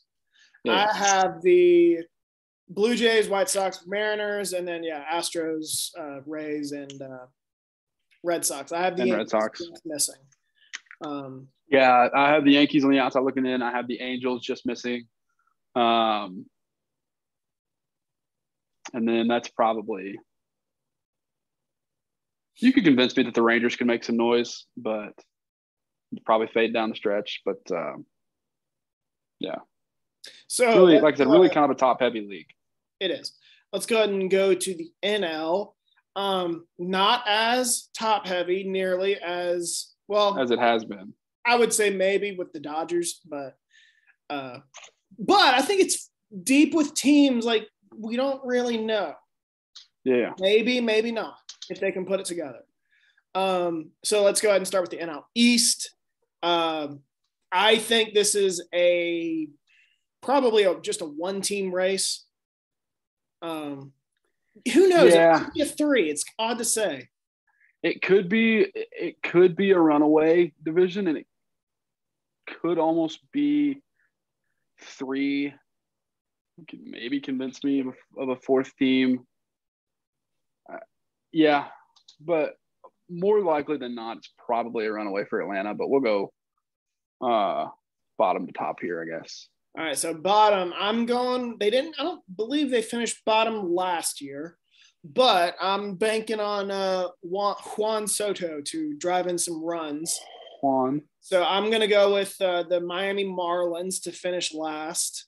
Although, like the other, I like Baltimore. I like them more than I do the Rangers. But like Baltimore and Kansas City, I like what they're building. Give it a few more years. Kind of snuck up in the weird COVID year, made the playoffs, beat the Cubs, which is hilarious. What's so funny, they made the playoffs. That was the 3rd time. So before that, they made it twice, won the World Series both times. And then the 3rd, I was like, they don't have a shot. And then they beat the Cubs. And I thought, well, shit, are they going to win the World Series a 3rd time in 3 playoff appearances? Are they going to mess around and win a World Series? But no, yeah, it's like you said, building something. Their ownership group and front office is still a mess, though. Front office is terrible. But Jeter stepped down. I like the roster. I believe, yeah. I like the roster in terms of potential, maybe not in terms of a lot of production, but they have potential. Have some young guys, got some veterans. Auburn Tiger Garrett Cooper is a cornerstone of what they're building with. So they'll get there. They're still building. They're another team that just has got to get fans into that stadium. But don't see that happening anytime soon. Maybe. Yeah. If they can get fans in the stadium, they could be something, but they can't do that. So 4th place, I think we'll have the same here. Washington Nationals, not a whole lot. You do have Strasburg, you got Soto. Because of those, I'm going to give you the nod and say finish 4th. Not a whole lot else, though. After that, Carter Kieboom was a good prospect. He's kind of been in the league for a couple years now. Hasn't really lived up to much of the expectation that was on him. But yeah, like you said, behind Strasburg, behind Soto, there's not a whole lot. So they went all in to win a World Series and they won it. Good for them. But they're down the list now. So third, this is when it gets kind of interesting. I originally had a different team, and now I have since changed it. Since a injury to a certain ace starting pitcher, but I do, and that's more. I had them second, honestly, and my head was telling me otherwise. But after the injury to DeGrom, I'm gonna put the New York Mets here at third. They do still have Scherzer, but I think starting pitching is kind of thin after him. Not as stacked as it used to be. Although they can't hit the ball, and yeah, we'll see. And I'll say this: I think Buck Showalter as manager is a very underrated move. Yeah, I agree. So I didn't switch it. I toyed with it. I ended up not switching it. So I have the Phillies here, mainly because DeGrom will come back. True. And he'll win them 15, 18 games. So I don't. It's 2 and 3 for me. 2 and 3 here are interchangeable. Playoff contenders, maybe not top of the league, but certainly playoff contenders, and teams that they put it all together, have some guys come back from injury or maybe overperform a little bit, could make a run, could make some noise, but not quite at the top of the league like some other teams are. So I had the Phillies here and the Mets second, but like you said, kind of interchangeable. We'll see what happens when DeGrom comes back. I really like the front of Phillies rotation with Nola and Wheeler. Mm-hmm. Of course, Bryce Harper's still there. I still love Rhys Hoskins. I like kind of what Philly tried to build around a little bit in spending money, but just came up a little short. So we'll kind of see what Philly can do. But I think there's so much of a gap between 2 and 3 and 1 in this division that it's tough. It's going to be tough for them to be in that upper echelon. They'll be fighting for wild card spots. Well, both of these teams last year had their shot to win the division. Yeah. And we'll get to Atlanta here in a bit, but they had their shot and they blew it. But yeah, they both did. So we're just reversed here. I have the Phillies finishing second. Both them and the Mets are kind of similar. They can hit the ball a little bit. They have 2 good arms in the rotation. Problem is the Mets are down 1. Phillies are not. They still have Joe Girardi. I'm going to give them a little bit of a nod. I'm not super confident in it. I'm not really super confident in either of these teams. No. But I got the Phillies second. And I do like they signed Kyle Schwarber. They signed Nick Castellanos. And they have some decent young guys. So I think they're a team if it doesn't happen this year, I'm not sure it ever will. Like, if they don't make the playoffs, I've been talking about the Phillies for 2 or 3 years now. They'll be 86, 87. Yeah, I'm not sure they win 90 games. Maybe pushing 90 if they get lucky. 88 kind of seems like the ceiling, but that's going to be enough to get you in playoffs, or at the very least in the conversation. So another sense of getting the playoffs and see what happens. You can ride 2 to 3 arms and a couple of bullpen arms to a championship. We've seen teams do that before. They have the hitting to do it, but it'll all depend on that 3, 4, 5 rotation spot in the bullpen. To me, so we'll see. Like you said, that 2 and 3 is they're kind of mirror images of each other. Maybe a slight edge to Philly, but at least right now. I'll see how it goes with DeGrom. Interchangeable to me. Yeah. So now we get to number 1. We both have the Atlanta Braves. No really surprise here. No. I would argue, for a while I debated not having the Braves winning this division because it looked like Freeman was on his way out, and he eventually was. And I was like, well, maybe I should pick the Mets or the Phillies to win this division. And then they traded for Matt Olson. And I thought, well, that changes everything. Yeah, that replacing – I don't think you replace Freddie. Like, that's as good as it gets. Yeah, I think for what they could have gotten, Yes, that's the best possible scenario. Even down to like you keep it as a not only left-handed that, bat, you traded for him, great and you signed him to a fielder, big signed him to an extension. extension. He's an Atlanta guy. Really? Okay. I mean, yeah, he's like a Gwinnett maybe. Best possible for losing the face of your franchise, the guy that Chipper passed the torch to. Probably the best possible scenario. So I like what they did. They lost a couple of pieces. They added a couple of pieces. They pretty much maintained their roster, minus like Jorge Soler. Yeah. And that's a guy you can afford to lose. Yeah, winning a World Series without Ronald Acuna Jr. last year was the accomplishment of the century. So I want to talk about that. Back. So I said these teams had their shot to win this division last year, as in Philadelphia and the Mets. The Braves had about as much bad luck in the regular season as you can have. Yeah. And not only still won this division, went on to win the World Series despite only winning 88 games. Again, that's skewed because they were hurt and had some bad luck. Acuna Jr. missed, I think, the entire season just about. Yeah, he got hurt early before the All-Star break, I want to say. I know I was at a wedding the day he got hurt. I can't remember when that was. They were that was their shot. I remember for the longest time, I think the Braves might have been in last place or something. I don't remember. They were under 500 for a long time.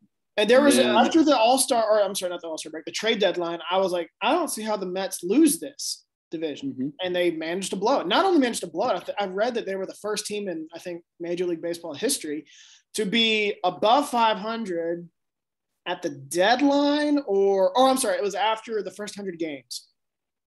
Be above 500 after the first 100 games and finish below 500. It's a very New York Mets thing to do. That's just funny. But yeah, I mean, the thing is, the Braves are one of those teams that they absolutely caught fire at the right time. Soler, Austin Riley, Dansby Swanson, Freddie was Ozzy Albies. They all were hot at the exact same time. And then their bullpen was throwing lights out. They had a couple of starters that were throwing well. So middle of September, they catch fire. They go on to win the World Series. And then, like I said, they didn't really lose a whole lot. They'll get Ronald Acuna back. They replace Freddie Freeman with Matt Olson. I think it's their division to lose. I think this is another division where you could see a double-digit lead, a double-digit win. Maybe a little bit closer than that, but I think they're a runaway favorite. Everybody stays healthy. I think Max Fried is one of the best pitchers in the league. I really like the way he throws the ball. A lot of good young pitchers. Good young pitchers in this rotation. Good, a little bit more veteran in the bullpen, but guys who know their roles really well. I like the way, I believe Alex Anthopoulos is the name of the GM. I like the way that he puts a team together. Yeah, I mean, they're another team, really good front office. Really well run. Yeah. So I forget what I was going to say. I thought I had 94, 95 games, maybe, probably, somewhere in there. Oh, I was going to say, I think probably the second best team in the NL, maybe third. We'll see. Yeah, second or third. Yeah, somewhere in there. So let's go to the NL Central, our division. Until I see otherwise, I'm already skipping ahead. I think this is a two-team race. Yeah, I would agree. Two teams. So until I see otherwise, I still think Pittsburgh is the cellar dweller in this division. But yeah, another team that's building something, and I like the direction they're going. They're just not there yet. Key Brian Hayes is going to be a star one day. He's the next Andrew McCutchen. He just happens to play third base instead of center field. But they have something going. Once they flip Brian Reynolds, or do they already flip Brian Reynolds? Can't remember. It's not Adam Frazier. He's on the Mariners. He's on the Mariners now. Yeah. Like I said, they're until proven otherwise, they are in the cellar. But they're moving in the correct direction. Whereas the teams at 3 and 4, however we have them, I would assume we both have the same teams at 3 or 4. Those teams are moving in the opposite direction. The Pirates are slowly moving in the right direction. So, yeah. So number 4, I think we'll have the same here because I know how much you hate this team. Is the Chicago Cubs. Yes. Yeah, I want to put them as far down as possible. Yes. Chicago Cubs are my 4th place team. Yeah, just not much. I mean, I already forgot his name. Seiya Suzuki? Suzuki, yeah. Yes, Seiya. So they added him, but roster built around him and Wilson Contreras. I mean, not a lot there. You just hate to see it. I think Yu Darvish is your best arm right now. Yeah. Unless I'm wrong, and just not great. Yeah, probably. I mean, yeah. I like David Ross. I think David Ross is going to be a good manager at some point. He may have to get another job, but I don't know. He won a World Series with that team. I think that they'll give him ample time to rebuild this. Yeah, probably. And anybody on that team is a god in that city, so they may give him some time. But like I said, just going in the wrong direction. They kind of blew up their core in Baez, getting rid of Baez and Bryan and Rizzo last year. I mean, it's just they're going in the wrong direction, and headed toward maybe not a total rebuild, but a mini rebuild around Suzuki and Contreras. So 4th place seems like the right place to put them. Yeah, so then that brings my Cincinnati Reds to 3rd. I thought the same thing last year. I thought this was a team who could be a playoff team until getting rid of Tucker Barnhart and Suarez and Winker and Gray. Maybe it's the optimist in me and not knowing enough baseball. There's something about it that makes me think it's kind of like what Tampa is doing. Maybe they're filling spots for some top guys like Sonny Gray with Hunter Green, Nick Lodolo. Maybe they're banking on some young guys to come in. We'll see how that goes. I don't think it's a 500 ball club, though. No, probably not. Votto on his way out. You do have the reigning rookie of the year in Jonathan India. I think they're moving him over to 3rd, which is his more natural position. Yeah, it's either him or Moustakas. I can't remember. I'm not sure. I don't. Who knows? I know he played 3rd in college at Florida, but he played 2nd for Cincinnati. Who knows what they're going to do? But them, Senzel, Hunter Green, is Luis Castillo still on that team? He's still, I guess, the ace built around them. Like you said, kind of a mini blow up here. They've got a core they can build around. Just maybe not going in the right direction right now, but get your young guys in, and in the division you're in, you're not in a horrible spot. Not the most competitive division, but not the worst. But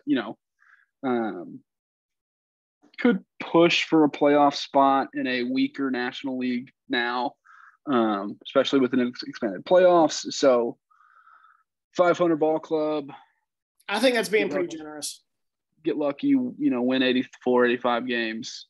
Wouldn't surprise me, but 68, 70 wouldn't surprise me either. So, yeah, I think somewhere in the middle. A little bit of an enigma, but 75. Yeah. Somewhere around there. 75 to 85. So the top 2 teams, the teams who we think are going to be competing for this division, I can almost guarantee we're going to be different here. It seems to always be the case. Am I wrong, Steven? The Cardinals finished in 2nd. I hate it, but what? The Brewers the Brewers have proven it. They've done it. They have proven that they are here to stay. Of course, I love the Cardinals, and I think that the Cardinals can win a World Series. But I also think the Brewers can win a World Series. The Cardinals have built around pitching and defense instead of building around driving and runs, which they can do. They can still do. 1 through 6, I believe they're as good as any team. 7, once you get down to 7, 8, maybe 9, maybe tail off a little bit as opposed to some other teams. But Paul Goldschmidt, Nolan Arenado, Tyler O'Neill, you bring in Albert Pujols as a nostalgia. This year is going to be more storybook than any because it's – Is this Albert Pujols done after this year? Didn't he Albert Pujols has already announced that he's going to retire. Yeah. Adam Wainwright has already announced that he's going to retire. And Yadier Molina has already announced that he's going to retire. So those 3 are going out at the same time. Sports writers in St. Louis are going to have a field day this year. They will have no shortage of things to write about. I know something close to your heart is the plight of the sports writer. But yeah, I mean, this is another one that's interchangeable for me. I like where the Brewers. I hate it, but I like what the Brewers are doing. They've built themselves around a dominant starting rotation and a almost untouchable bullpen, and have now kind of built a lineup that can compete enough with some of the other lineups in the league that they'll win 93, 94 games. So, yeah, I mean, I hate it, but the Brewers are my pick to win the division. The Cardinals will finish a game or 2 behind them, I think. But both playoff teams, both World Series contending teams. But yeah, I got Brewers 1, Cards 2. I'm still shell shocked that I was wrong about the Cardinals. Yeah. I've had to lick my wounds enough from picking them to win the World Series. I believe every time I've ever been on your podcast, but well, I think you did it last year in the playoffs, and I was like, "That's not for." I'm not going to make fun of you for this time because they were like the hottest team in baseball at the time.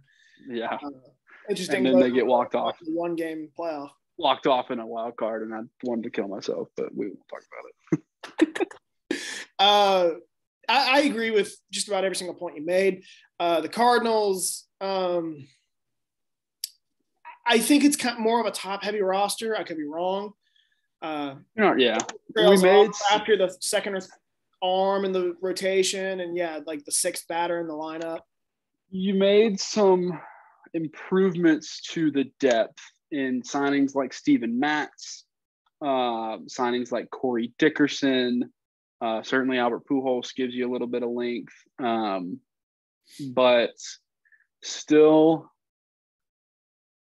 there are still some slight holes. They're not big holes. They're not glaring, but enough of one where you're a little bit concerned if things don't bounce your way.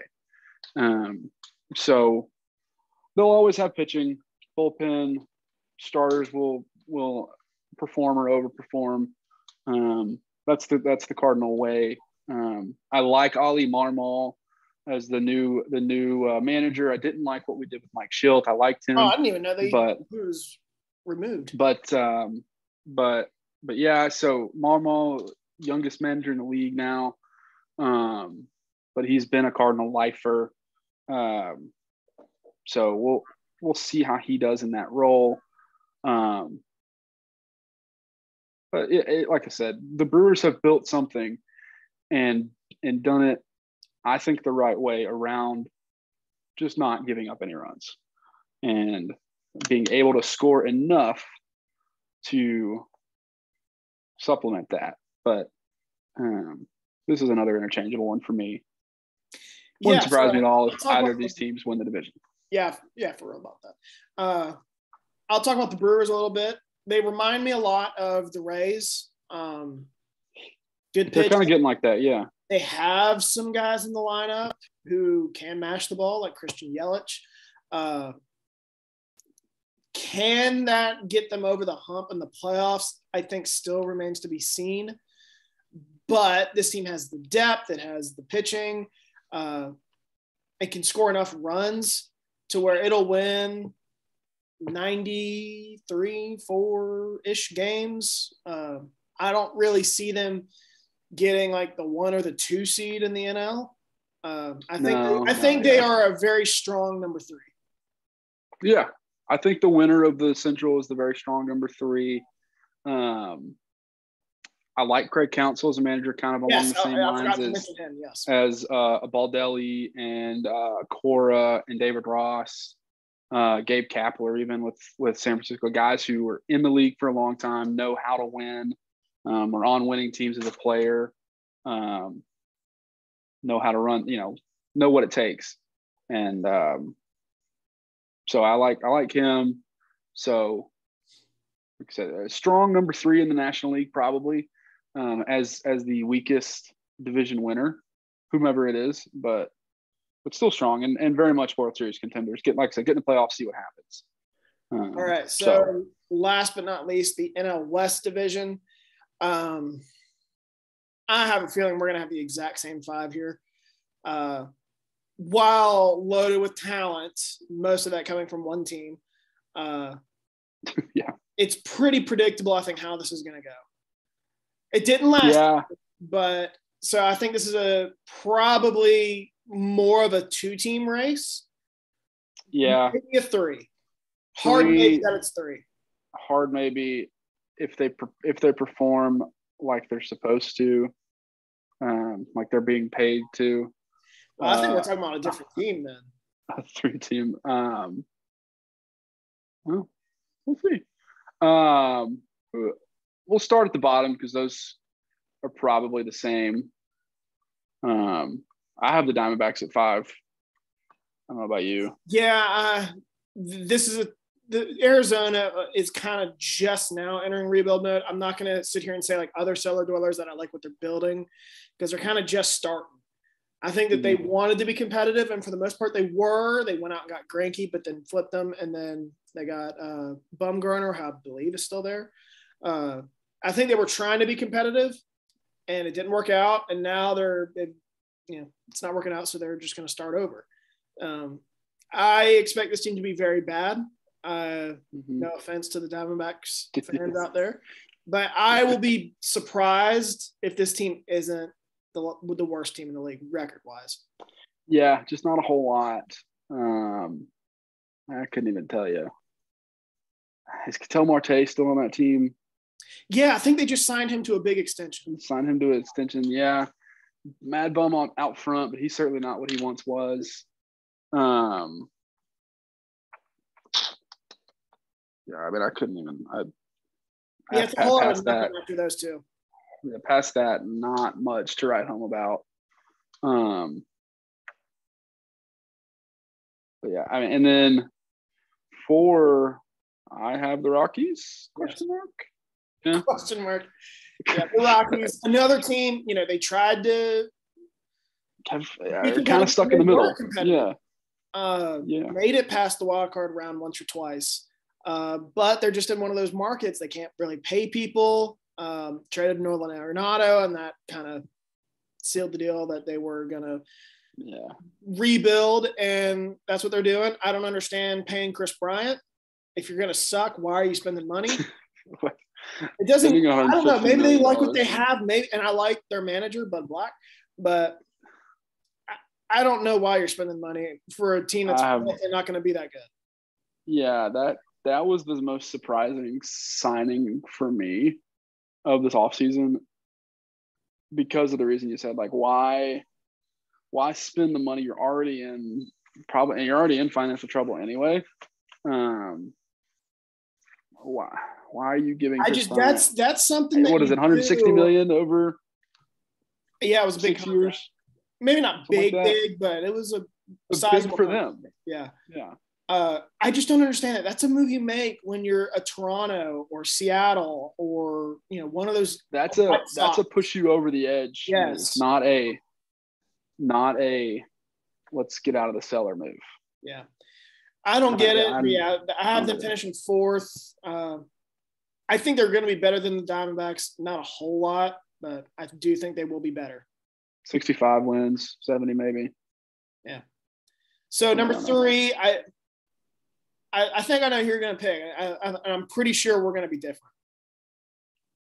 You not have the Padres number 3, Shane? I do not. No. Okay, so you went Giants 3. I'm on the Giants. Okay, yeah, I went Padres 3. They've just underperformed for me. Fernando Tatis is probably the face of Major League Baseball. Wasn't that a Carabas thing? Face of baseball, the face of baseball. Face of it, yeah. He left Barstool. I saw that. Kind of sad. He went to one of those gambling companies, DraftKings or something. DraftKings or FanDuel or Game, whatever. One of those daily stuff. Yeah, I mean, their problem has been keeping pitching healthy. They have arms to throw out there.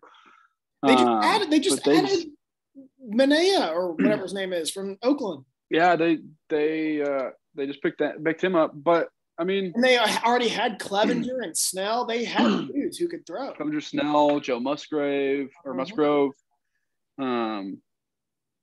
But yeah, I mean, it's just it's seemingly since outside of probably Tatis, those big contracts have not performed. Yeah, I've read they've already looked to move Hosmer, and they're looking to ship Hosmer off, and I like Jake Cronenworth.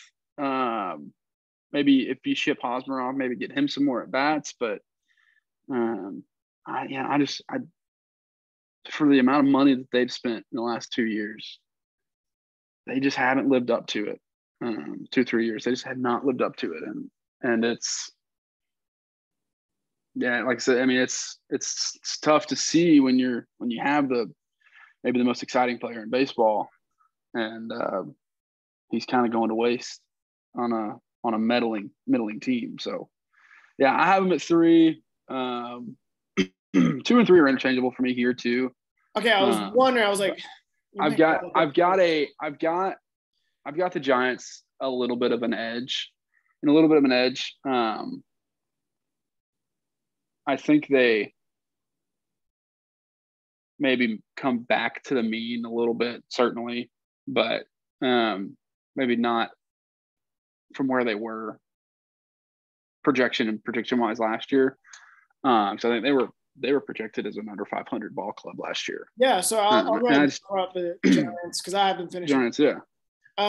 Last year felt like a very fortunate season. The Dodgers were hurt a little bit. The Padres were hurt. They came out of nowhere, and then you had 2 teams that just weren't very good in Colorado and Arizona. So I thought they were very fortunate last year. They won 107 games or something like that. I don't think they're going to be anywhere near that good this year. I think they're going to regress to they might win 90 games, but we'll see. I thought they overperformed last year. They were a team I never really bought last year, and they were bounced early. Yeah, running into the Dodgers the Giants won the division last year. Yeah. Running into the Dodgers in the DS was tough, because you kind of knew that was going to happen, and that was a tough matchup for them, especially if the Dodgers win the wild card game. They have momentum. You can kind of see the writing on the wall there. But yeah, I mean, certainly they'll regress, but from a way overperforming season. But I don't think it's going to be as much as some people think. I like Logan Webb. I like Yastrzemski. They've got a young guy coming up, a catcher. I believe his name is Joey Bart.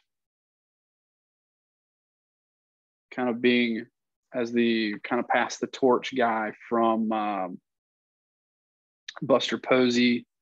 So yeah, I like Sam. I'm a little bearish on San Francisco. I like them to finish second, but the top 3 in this division are playoff contenders for me. So 2 and 3 are somewhat interchangeable. All right, so we've pretty much wrapped up 2 and 3 then. I will say, though, with the Padres, it's either that 2020 was a fluke, and not really a fluke, but you benefited from a weird year, or 2021 is more likely what this team is, and I think that's unlikely because they were hurt. I still think this is a really good team. We make some really good points. I'm not really – I think injury luck happened. Like, I shouldn't say luck. I phrased that wrong. Bad luck, I feel like it always flips, at least in football it does. Flips the next year usually. Usually you're healthier. But you make some good points with the lineup. It has not quite lived up to these big contracts that they signed, Tatis to, although he has performed well. But Machado, Hosmer, they're already thinking about shipping Hosmer. They almost had a trade for him to go to the Mets. We'll see. I'm going to bank on 2020 was not a fluke. I do think this is still a really good ball club. Health, like I said, health in the pitching staff is going to be, I think, is going to be key for San Diego. They'll ride that as long as they can, and they can be as successful as anybody if they stay healthy. But just like you said, kind of had the injury bug bite them at all the wrong times last year, and then just kind of caught a weird year where San Francisco. And I believe they still won a played up amount of games. I want to say they won like 90 games, maybe. I want to say they were around 500. Were they? Because Cardinals won. Given all the injuries they had, I really don't think that was that bad. Okay, they were 79 and 83. So yeah.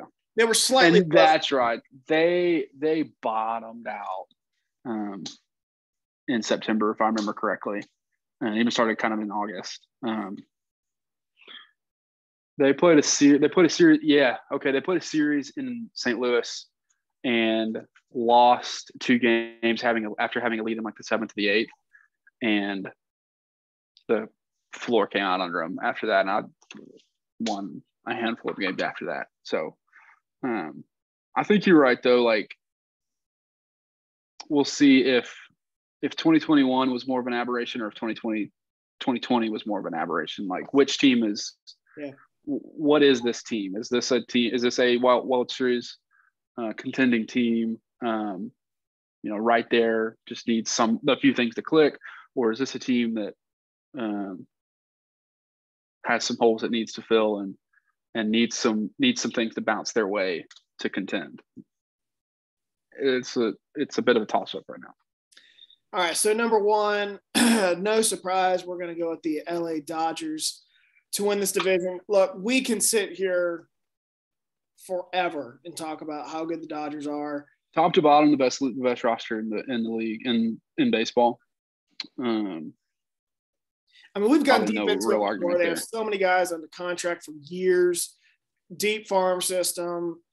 They got arms. They got bats. They probably have 3 or 4 guys who have won MVPs or have been in the running for MVP in either the American or National League. And they've done it the right way. They've built from within for the most part. They have signed some guys and traded for a Betts and signed a Freeman, but for the most part, everyone has came through the Dodgers. They just traded for Craig Kimbrell. Yeah, and they just added Kimbrell. And that was the one thing that you were looking for with them this year. Mm-hmm. So let's go out and get the best closer in baseball. Why the hell not? Just dumb. Give up like a good, or probably a really good prospect, but probably a guy. Yeah, like 1 or 2. I mean, maybe you're in the top 10. Yeah, just come on. I mean, just. I believe Trevor Bauer has been cleared. Is that correct?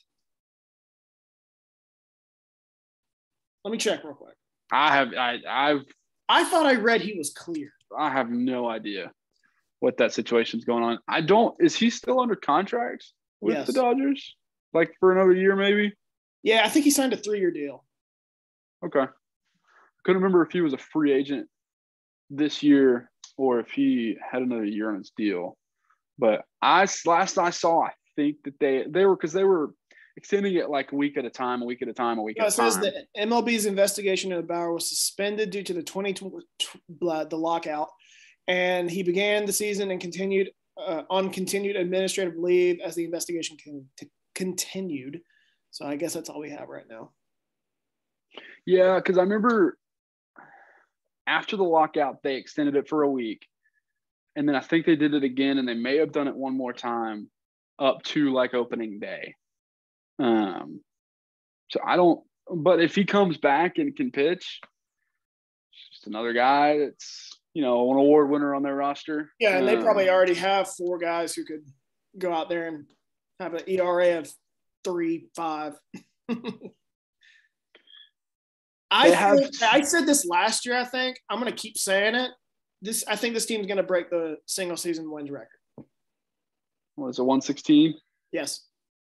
Mariners in 01. Yeah, it wouldn't surprise me. I mean, last year, everything that could have gone wrong for them just about did. And they won the division, games. But they still won 106 games. Yeah. Outside of – they would have won the division if not for the Giants going crazy. But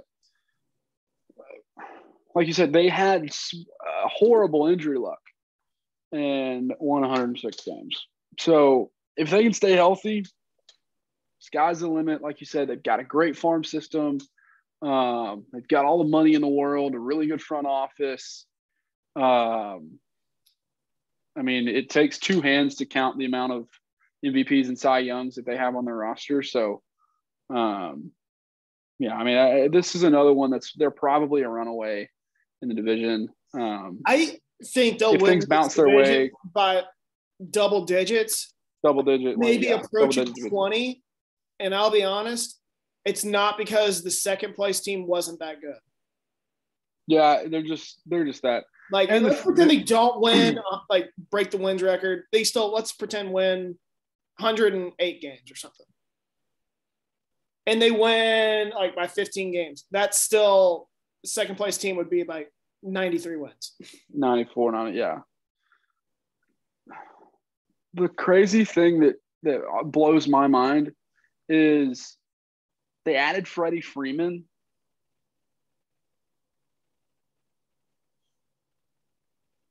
And he fits perfectly in their lineup. They kind of needed a left-handed bat, although they have Bellinger, they have Muncy. Kind of needed a left-handed bat in there to balance out the Turner, Will Smith, Trey Turner, Justin Turner, Will Smith, that whole brigade. So, I mean, Mookie certainly, just slide Freddie in anywhere from 2 to 5, and he fits perfectly. That's just dumb. I mean, and you get him for, what was it, 8 for 168 or something, somewhere around there. I don't think it was an astronomical number. I don't think it was either, because he's a little bit older than I thought he was. I think he's in his 30s already. But I mean, they keep reloading. They lose Scherzer, but they've still got Walker Buehler. Kershaw can still spin it when he wants to. And by the way, Bauer's just sitting there. Bauer's just sitting there waiting. David Price is a swing guy. Julio Urias is going to start over David Price because Julio Urias is that good and he's young and he has that kind of talent. But Julio Urias is a swing guy. Yeah, that's crazy. David Price. Granted, David Price is nowhere near what he used to be. What he was. But David Price won a Cy Young. Yes. And now he'd be a third guy maybe in most rotations. Mm-hmm. He's their long reliever. Yeah, and he's the swing guy. Option. Spot starter. Yeah. Just crazy. Like I said, we could talk about them forever. But they're good. They're very, very good. So I assume you probably have the Dodgers getting the first seed in the NL? Yeah. Probably Braves second, Brewers third. Braves second. Braves and Brewers probably in a bit of a fight for that second and third position, yeah. But yeah, maybe a closer than where the Dodgers are going to be from 2. So that's between 2 about and what 3. I have. I think I have the exact same thing. 3 wild cards. St. Louis Cardinals. They'll be the 4th team. Yeah, of course. They'll be 4. They'll be that first wild card team. I think you would probably have the NL West because I don't think you picked the Phillies. Yeah, I would. Yeah, my 5th would be the Giants. Or the Mets, I don't think. Yeah, my 5th would be the Giants. Who would my 6th team be? That's a good question. This may be the one spot of any playoff spot that is kind of most highly contentious and contended.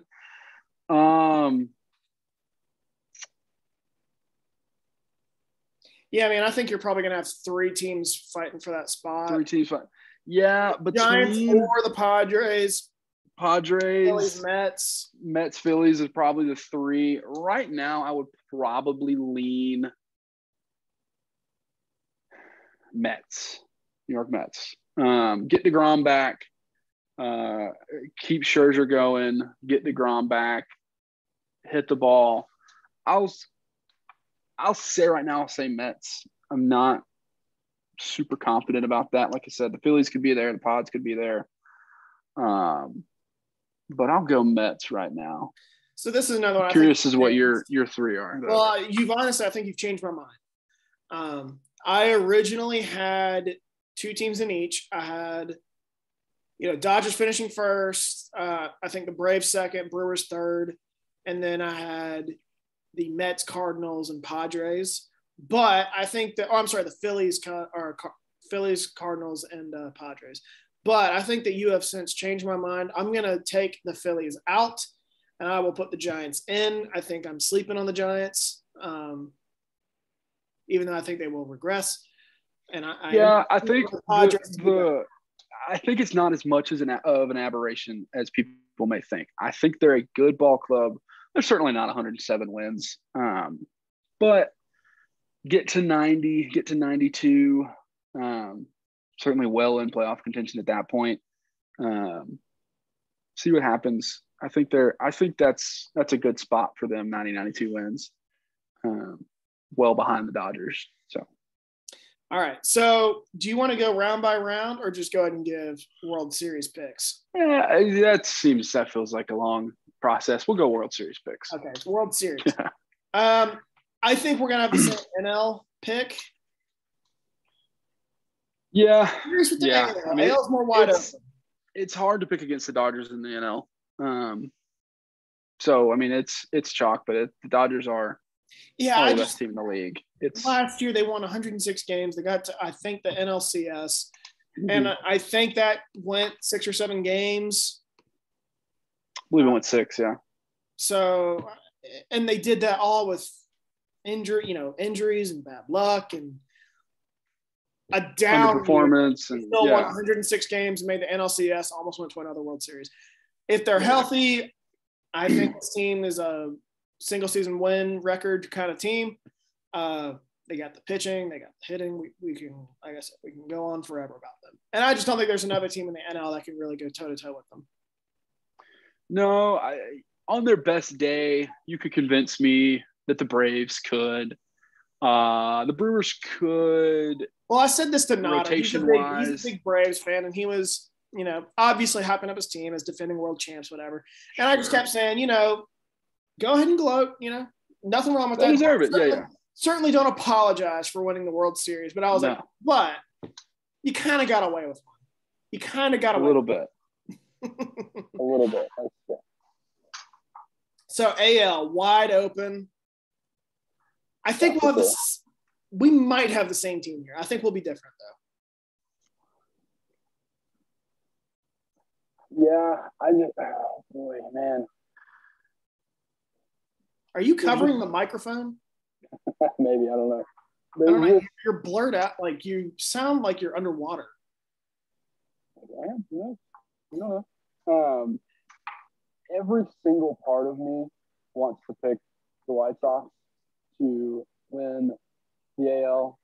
I just don't trust them quite yet. So I will go Toronto. Okay. To win. Like I said, the AL is a lot more wide open than the NL. It feels like there are probably 3 or 4 teams that could win this league.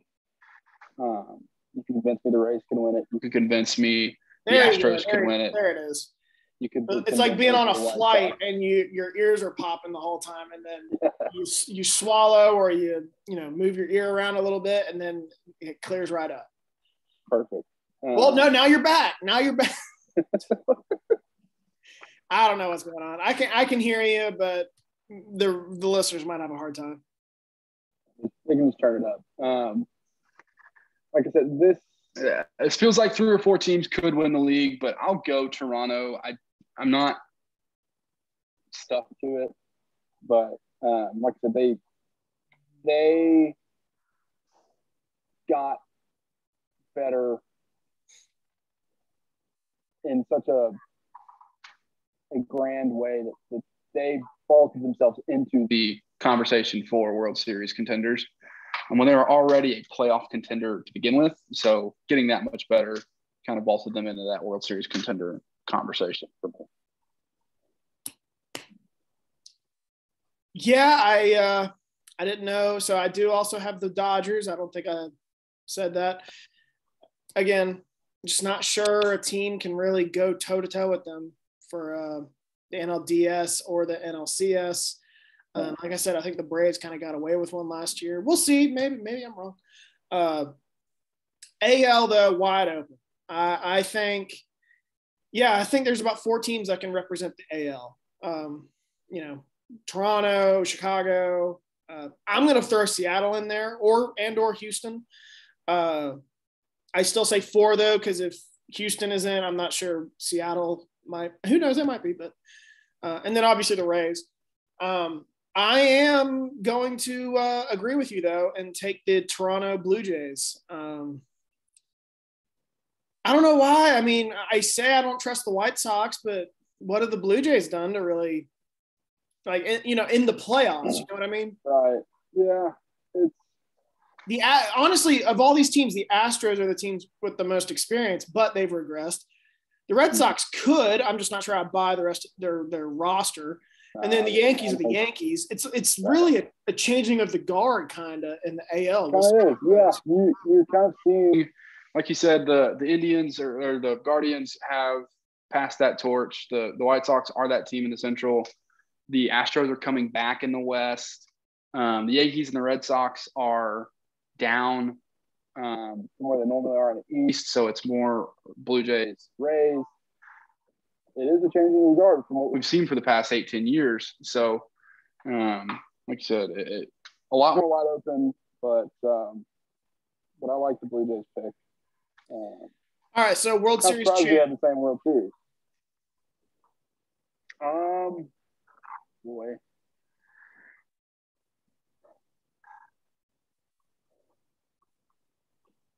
It really shouldn't be this hard.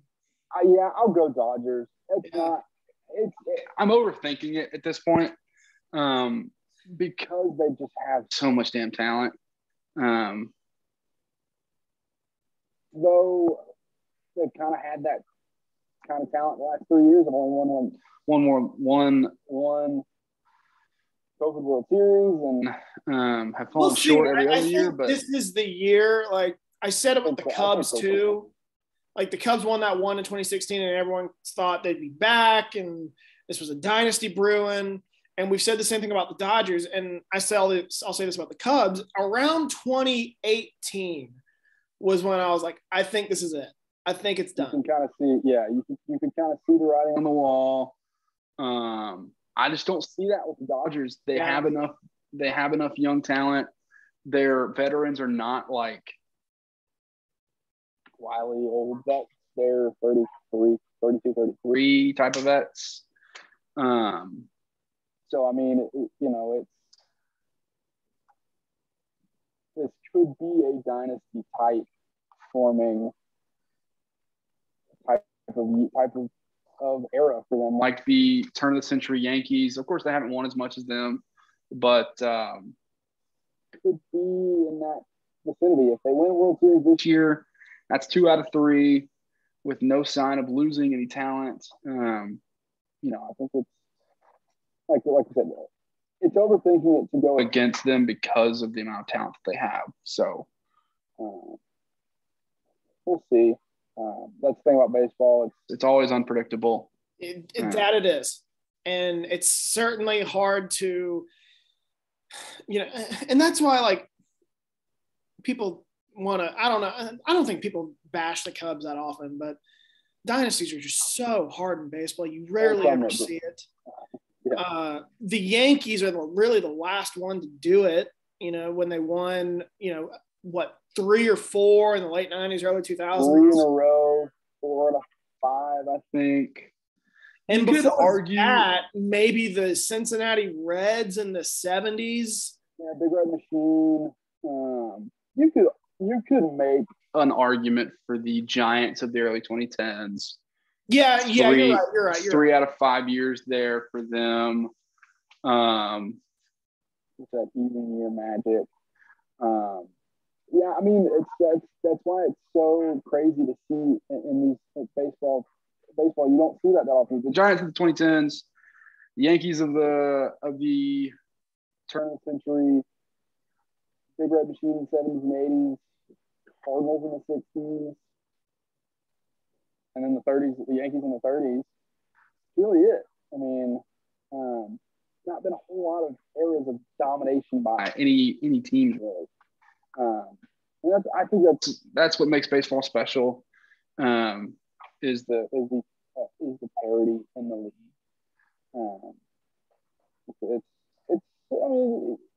It's certainly dominated by the big markets, the LAs, the Chicagos, the New Yorks, Washington.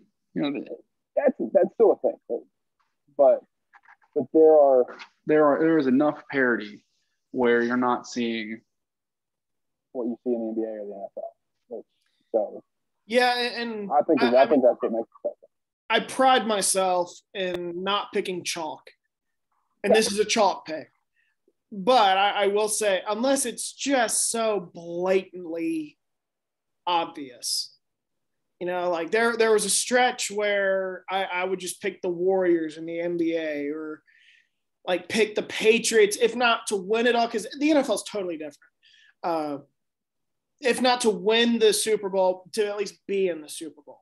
Like, it was just one of those kind of deals. And just write them in Sharpie. They're going to be there. Yeah. And I see that with the Dodgers. But again, like, I think this year is going to say a lot. Like the Cubs in 2016, we thought they were going to get there again or be there a while, and they didn't. And we'll see with the Dodgers this year. I'm chalking last year up to, just bad luck and not having home field advantage in the playoffs and facing a red-hot Atlanta Braves team. But I think this year is going to be different with them. We'll see. Like you said, at some point, there's just too much talent to pick against them. And I think the Dodgers are in that position where they have too much talent in the lineup. They have too much talent in the starting rotation. They have too much talent in the bullpen. They have too much talent in the dugout. Really even close. No, I don't think. I think you're right. I really don't think there is anybody. There are teams that have. The Blue Jays have a lot of talent, but I still think the Dodgers are in a whole nother tier. Because the thing about the Dodgers is they have an incredible amount of talent, but it's talent in the right places and built. It's a team built correctly with the best talent. Yeah. It's not. And this is not to say that the Blue Jays have just kind of built a team and kind of put people wherever. But the Dodgers, everything seems to fit so perfectly with the Dodgers. Their entire roster fits so perfectly and plays the perfect role. And it's just, they have a freaking payroll of $300 million. I will say this about the Blue Jays real quick. When was the last time a team that won the offseason went to the World Series? It doesn't. It rarely happens in any sport. No, yeah, it really doesn't. living up to the hype is difficult. I can remember one year the Yankees arguably did. It was the year they signed, I think it was Mark Teixeira and CC Sabathia in the same offseason, and then won the World Series the following year. Yeah, but I really can't tell you the last time that happened. Yeah.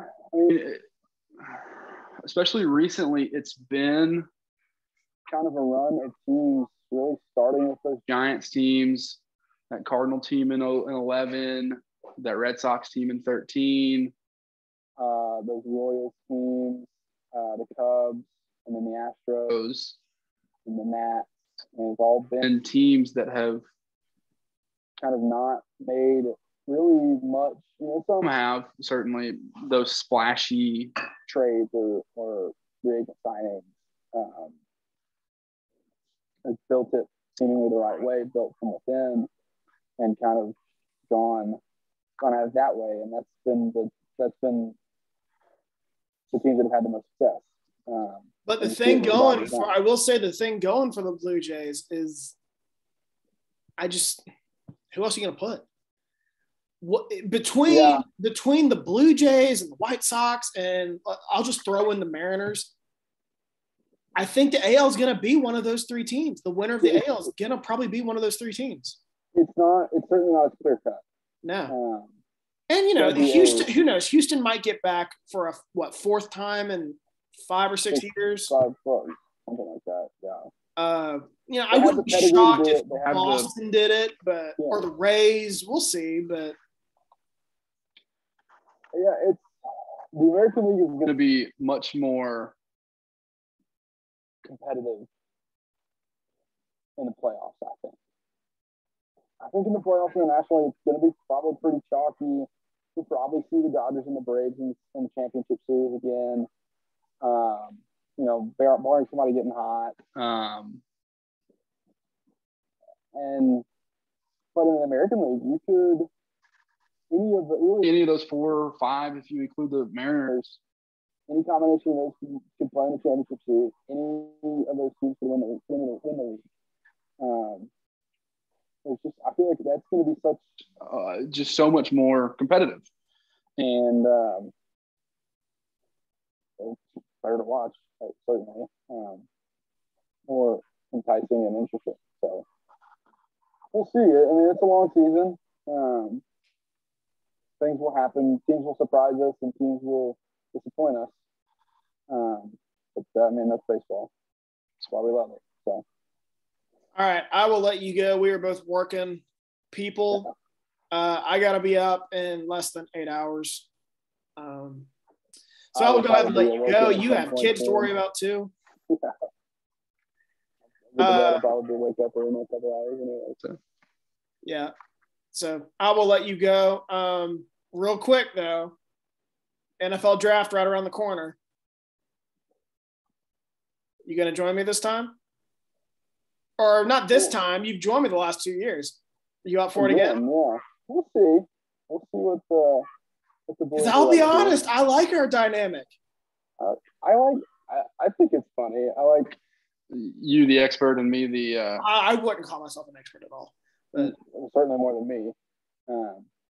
The idiot. I don't know whatever I am.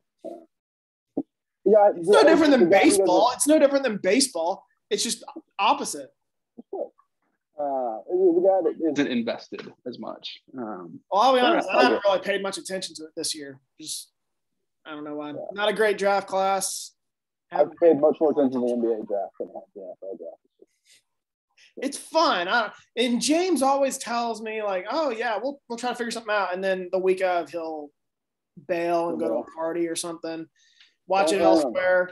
I wish I could do that. Well, yeah, he's always due for that, and that's why I got to go to you a lot of the time. We'll see. I'm open to mixing it up. You got a family. I'm not trying to deprive you of your family. But last year I was like, I need you. I don't have anyone else. I want to do this. This year I'm willing to throw someone else. I do need to get my friend Armand on the show. I owe him one after we did a podcast, and same deal with my laptop just turned off in the middle of the podcast. And that was a really good podcast too. James was on for that one. It was all 3 of us. And we go all the way back to college, and that was just a really good podcast. And then it just died on me, and we couldn't get it back.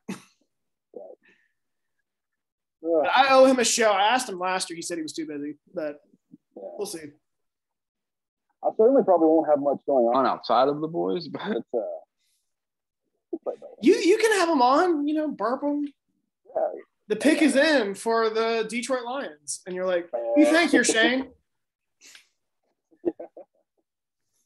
Who do you like here, Shane? I don't know.